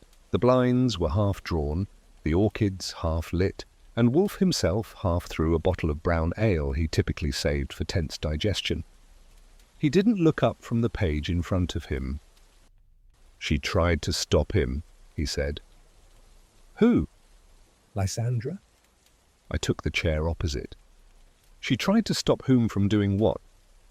Selleck, from writing, from remembering. I leaned forward. You're certain? Wolfe nodded.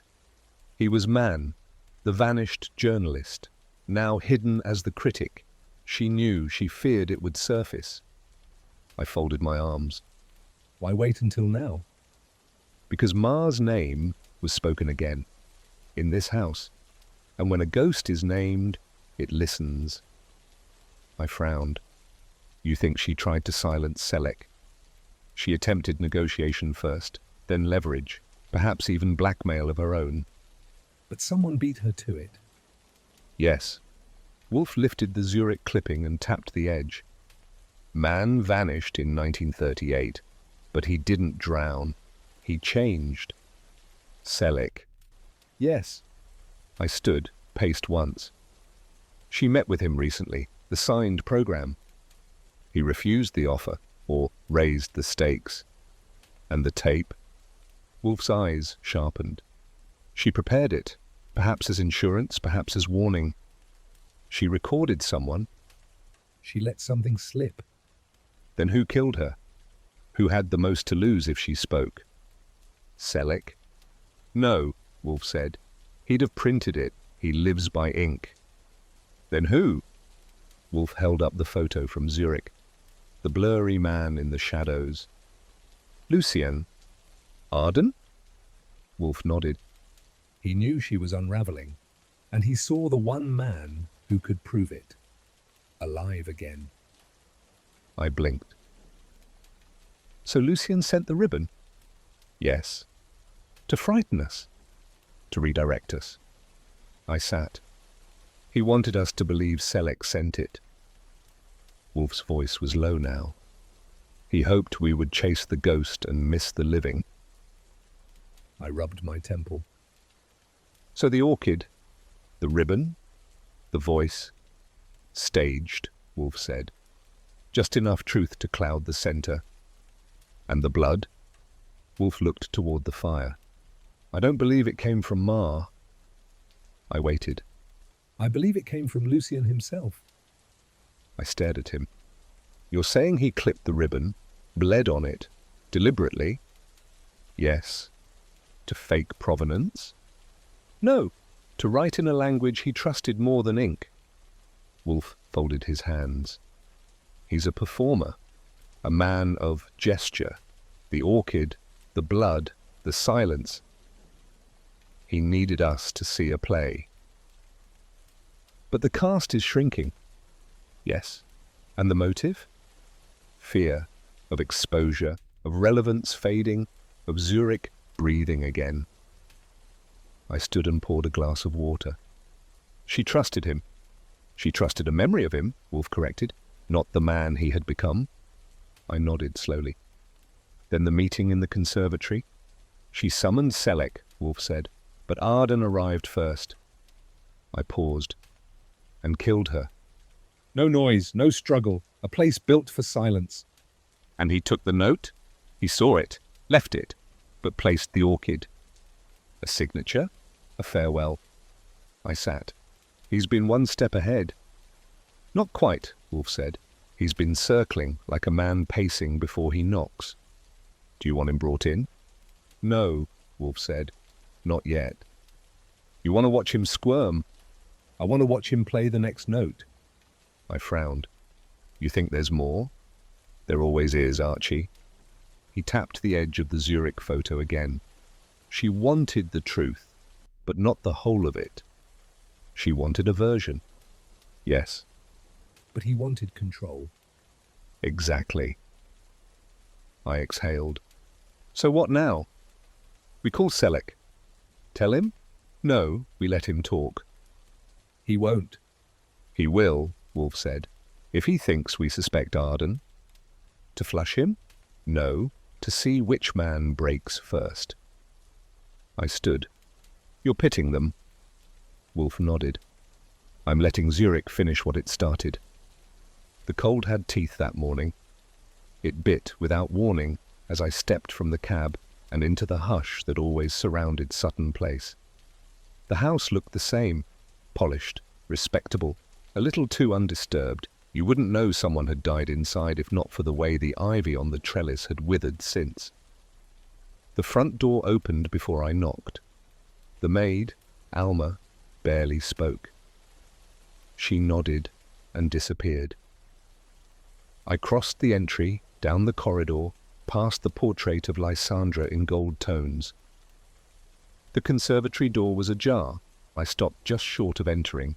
There, near the frame, right where the brass latch met the glass, were faint streaks, rusty red, smudged downward.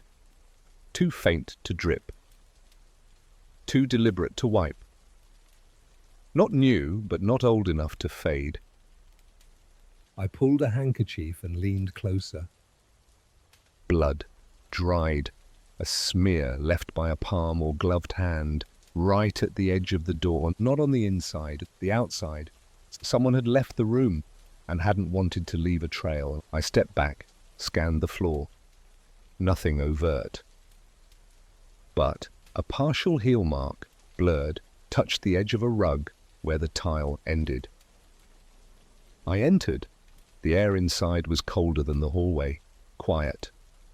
Soundproofing does that. It doesn't just block noise, it swallows presence. The piano bench was gone, the cushions had been dusted, the scene was sanitized, but it didn't fool the walls, the space still felt wrong. I moved slowly, tracing the edge of the glass wall, then crouched to examine the moulding. The edges were clean. No prints, no scuffs, but at the far edge, half under the radiator, I saw it. A petal. Soft, curved, crimson-tipped. Orchid. Not from the bloom that lay on the piano that night. This one had a different luster. Smaller veins, slight tear on one edge. Natural, not broken.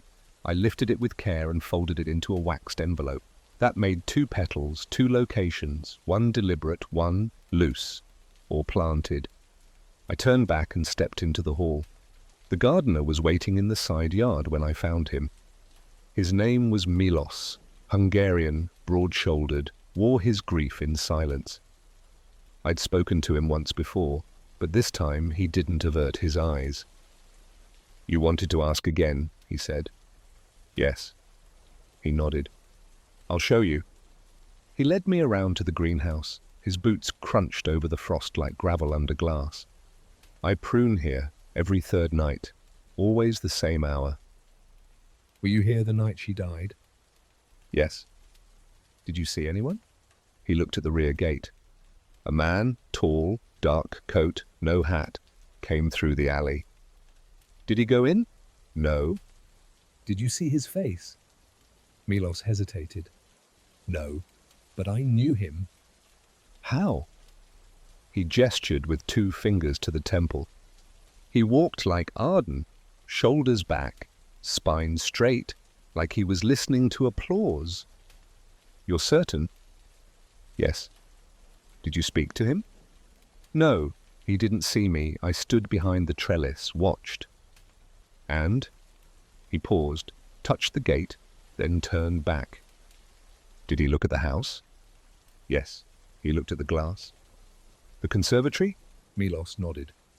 Then walked away. Toward the avenue. Yes. I thought for a second. He never went inside? No, not through the back. Did anyone else come? No.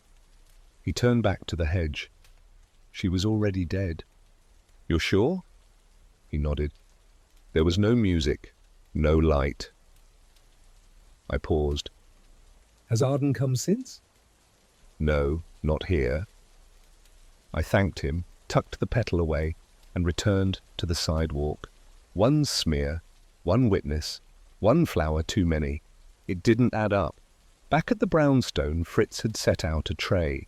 Cold roast beef, horseradish, and a carafe of beer chilled just above tolerance. Wolfe was already seated. I stepped into the office, peeled off my coat, and laid the waxed envelope on the blotter. He didn't look up.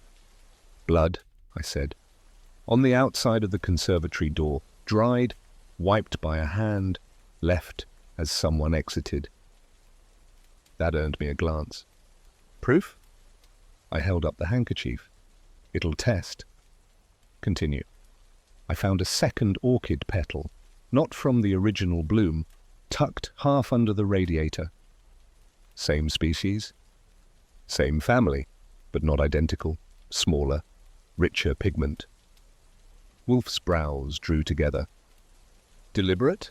Could be, or it fell, but it wasn't crushed, no footprint.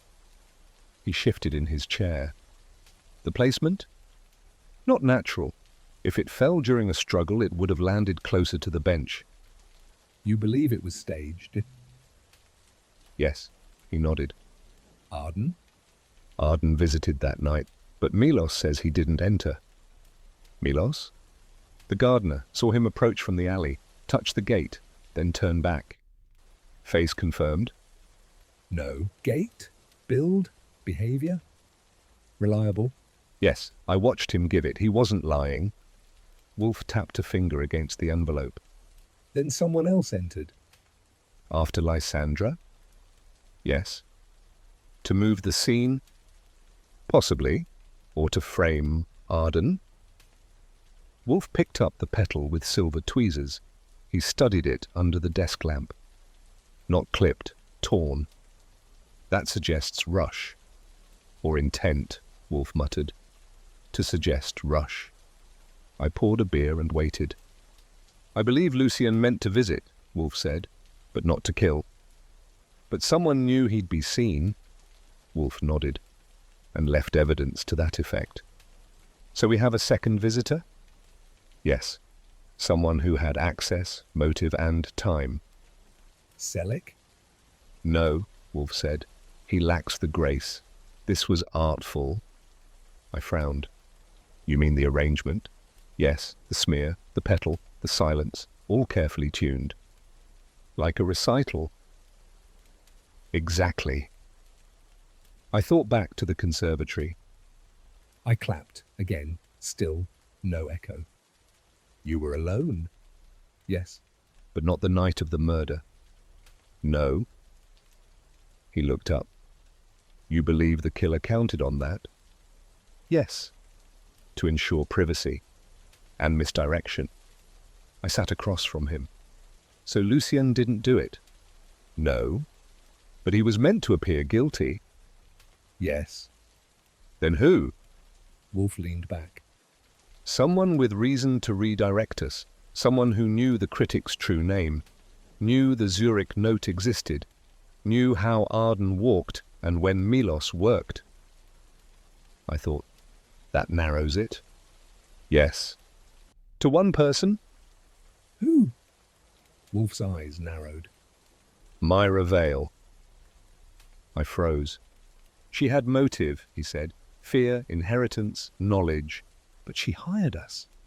Yes, Wolfe said. She hoped we'd exonerate her before the suspicion circled. She planted the evidence. She had access, and no one would question her presence. I exhaled. So we were watching the wrong man. No, Wolfe said. We were watching the man she wanted us to. And she watched us. Yes. She knew about the conservatory's silence. She helped Lysandra install it, remember? She said she didn't. She lied.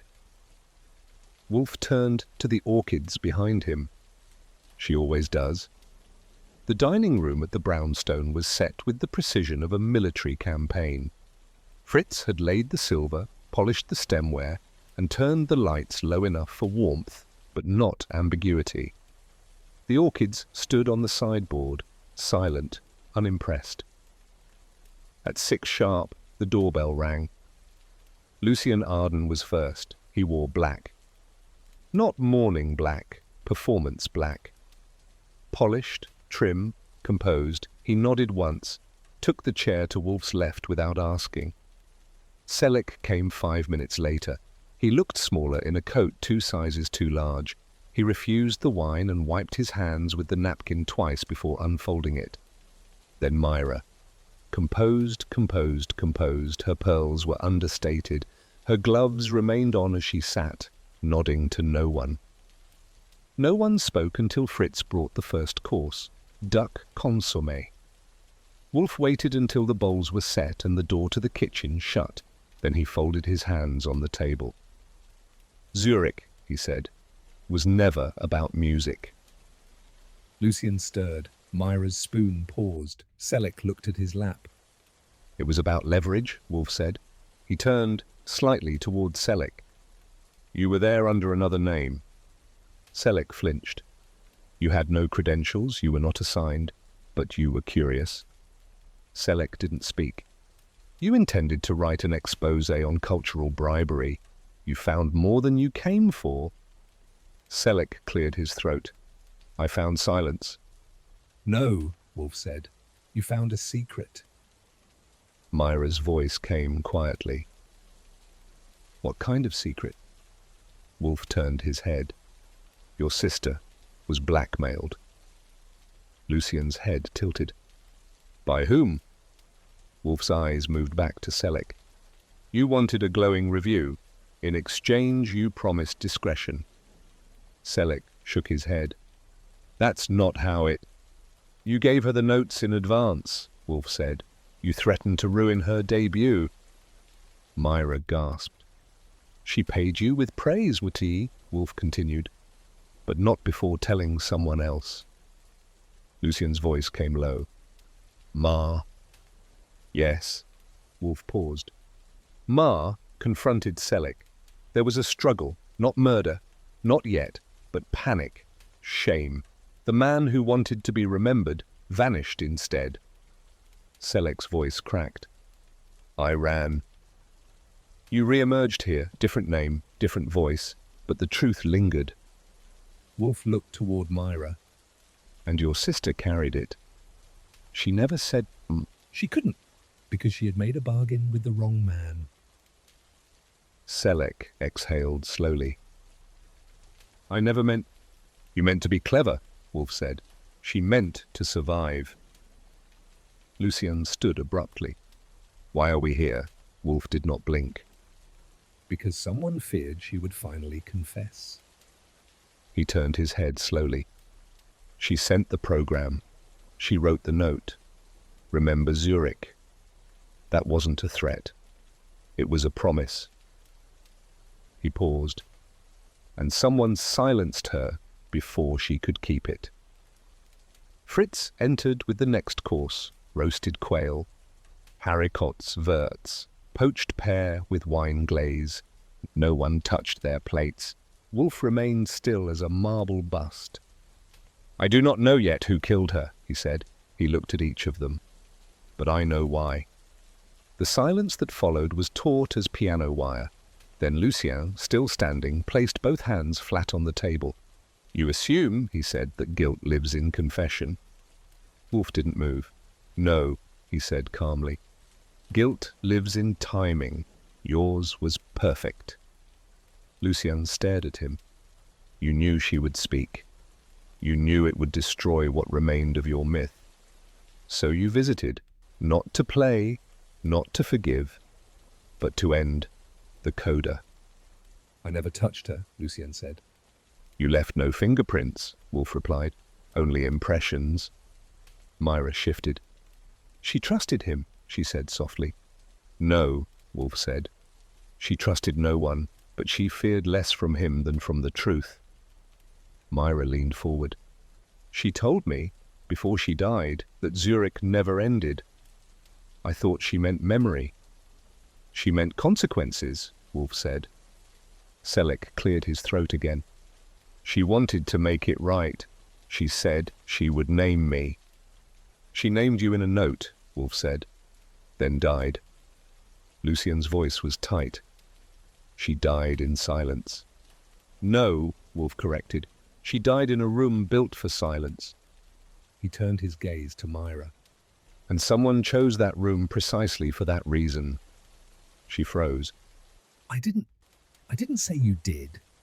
But you think I think you believed she was a danger to herself, to your name, to the families, but not a danger to you directly.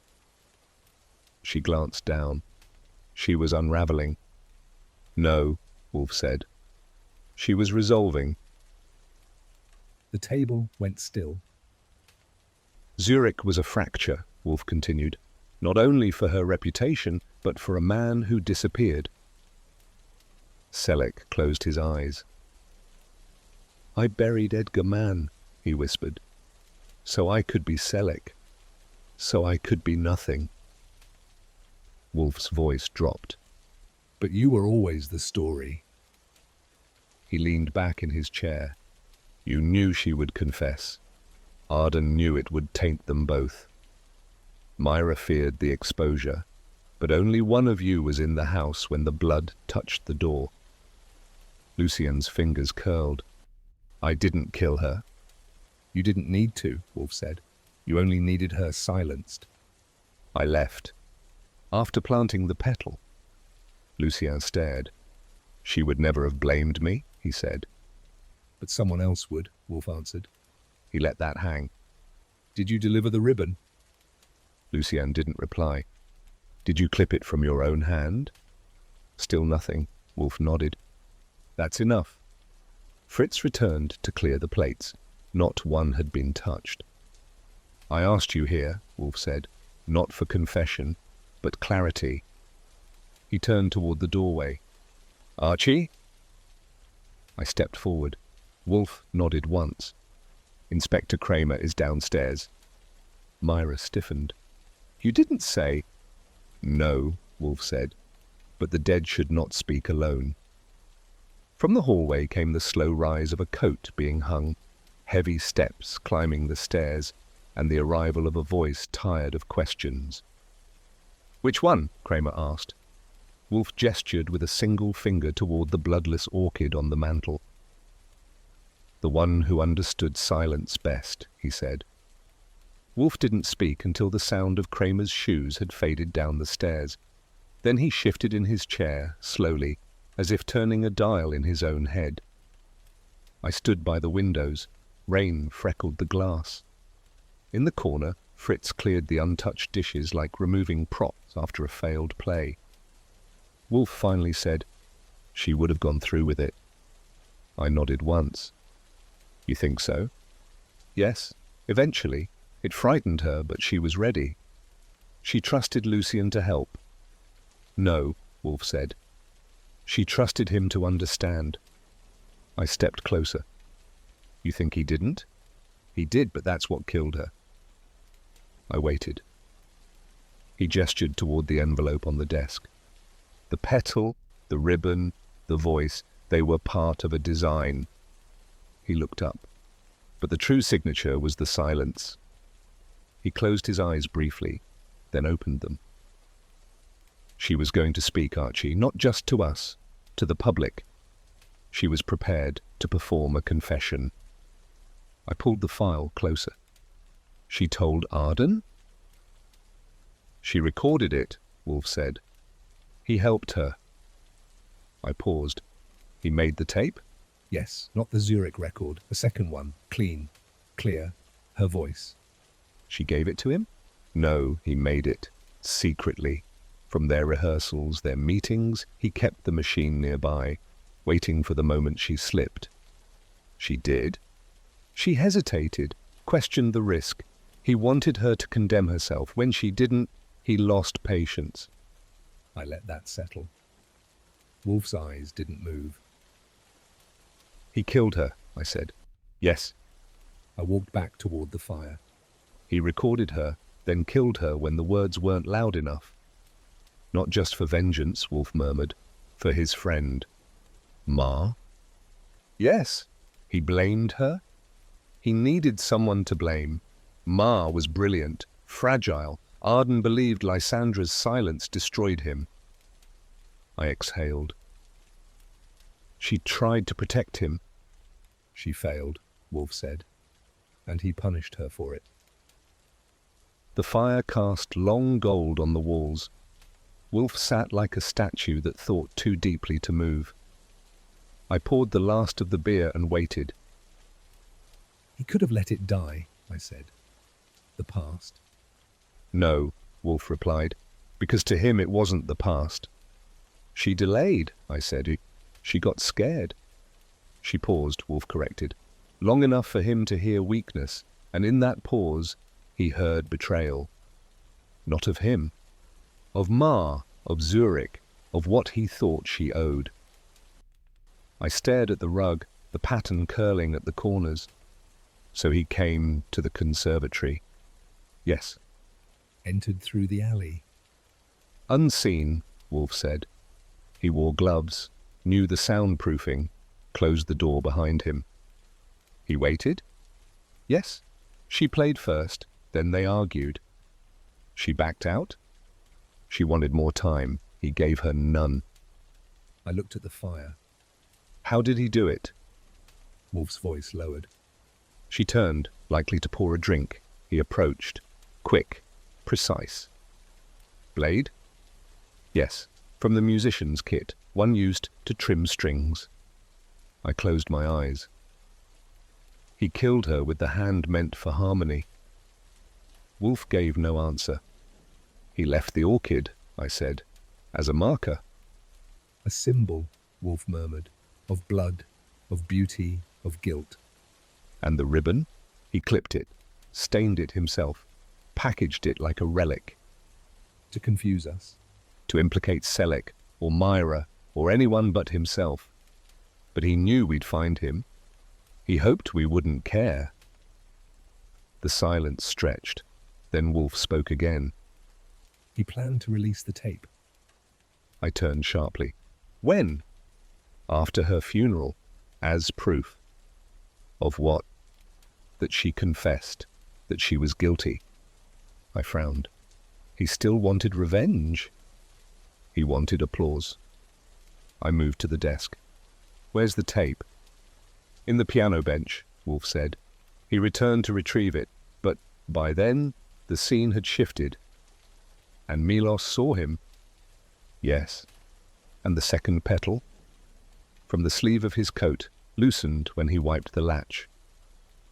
I leaned against the edge of the desk. So what do we do? Wolfe folded his hands again. We let Kramer hear the tape. And Arden? He will not resist arrest. You sure? He's a man of composition. He accepts endings. I stared toward the darkened hallway. You think he regrets it? Wolfe's voice came softly. He regrets the tempo, not the finale. Kramer arrived without ceremony. He never did like orchestras. The knock on the door was 3 short raps. By the time I opened it, he was already shifting his weight forward, hat low on his brow, coat buttoned too tight for march.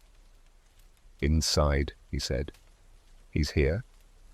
He's in the office. You brought backup. No, this one won't run. He stepped inside. The brownstone seemed to hold its breath. Lucien Arden was already standing.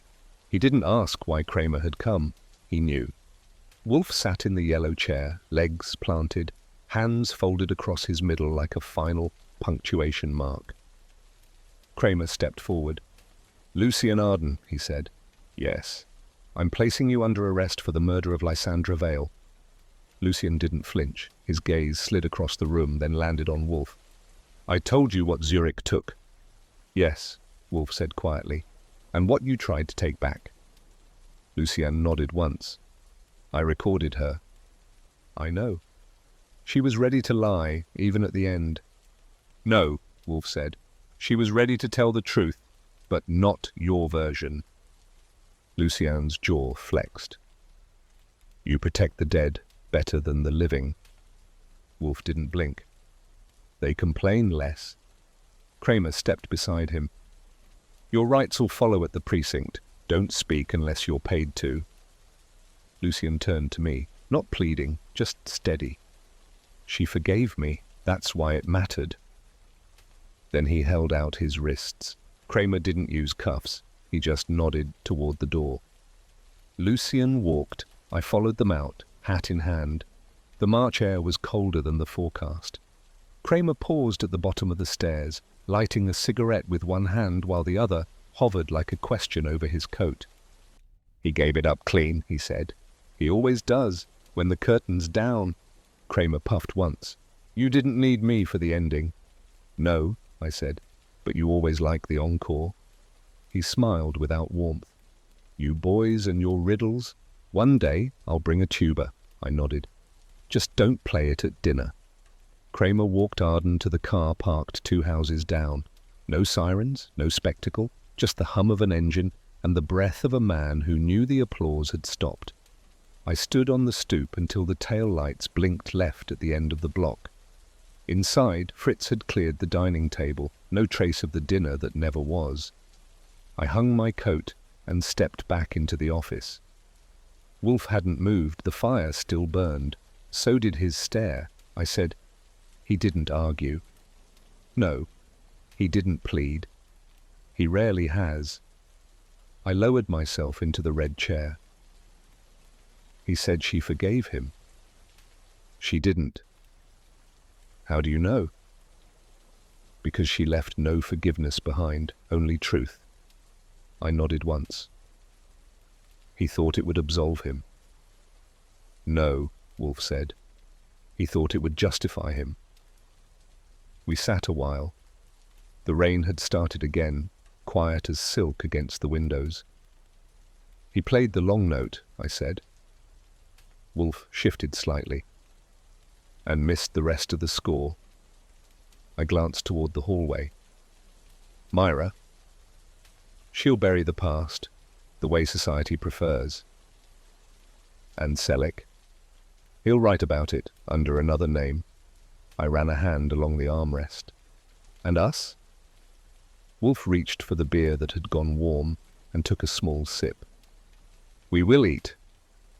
That, at least, was certain. I rose. Want me to lock up? No. Expecting someone? No. But the world does not pause because we're finished. I nodded. He closed his eyes. And Archie? Yes. If someone must be protected, let it be the ones who spoke too late. I stood in the quiet, then turned down the hall, toward warmth and the click of Fritz's plate. The hour had no name yet. It was too late for night, too early for morning. The kind of grey that softens the corners of Manhattan and makes even the cabs whisper. I walked to the window and unlatched the top pane. Rain tapped the sill like it had rehearsed, a slow, steady rhythm. Behind me, Wolfe didn't move. He sat in the yellow chair, hands resting on the arms, a book on his lap unopened. The orchids on the shelf behind him bloomed in silence. He exhaled once, long and even. Close it halfway, he said. Let the air, not the rain. I adjusted it. He closed his eyes again. Fritz will wake soon, I said. He does not sleep. He waits. I smiled. So do the orchids. They've earned it. I sat in the red chair. The warmth from the fire had faded, but the scent of roasted thyme lingered faintly in the air. The conservatory is locked, I said, as it should be.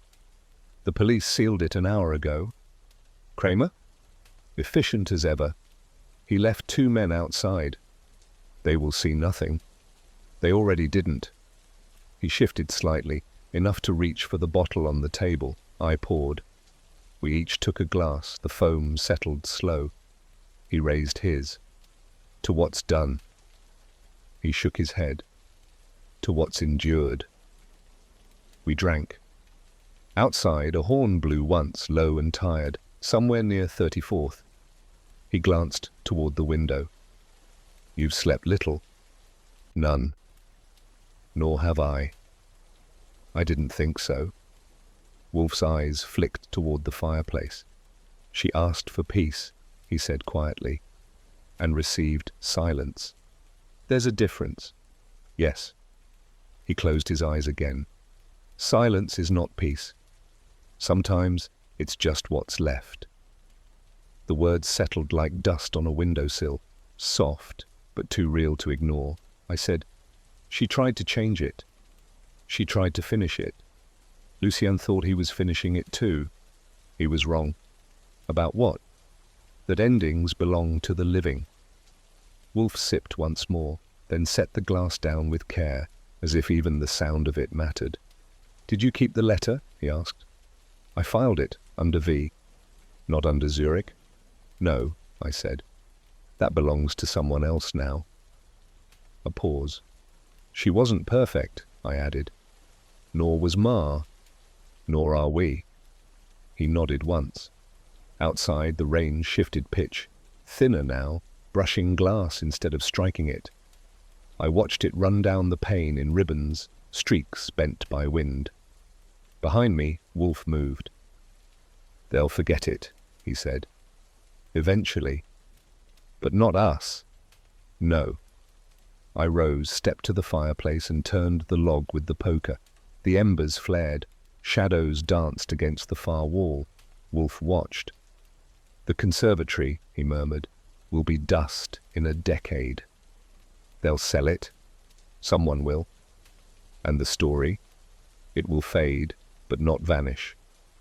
I leaned against the mantel. She left notes, music, letters, echoes. I nodded. That's what endures. We sat in silence again. Then he lifted his glass once more. To those who speak. I raised mine. To those who listen. We drank. Outside, the sky lightened to the color of steel. The city began again, quietly. No headlines yet, just the whisper of tires and the groan of radiators behind old walls. The conservatory slept, and in the brownstone, the orchids bloomed.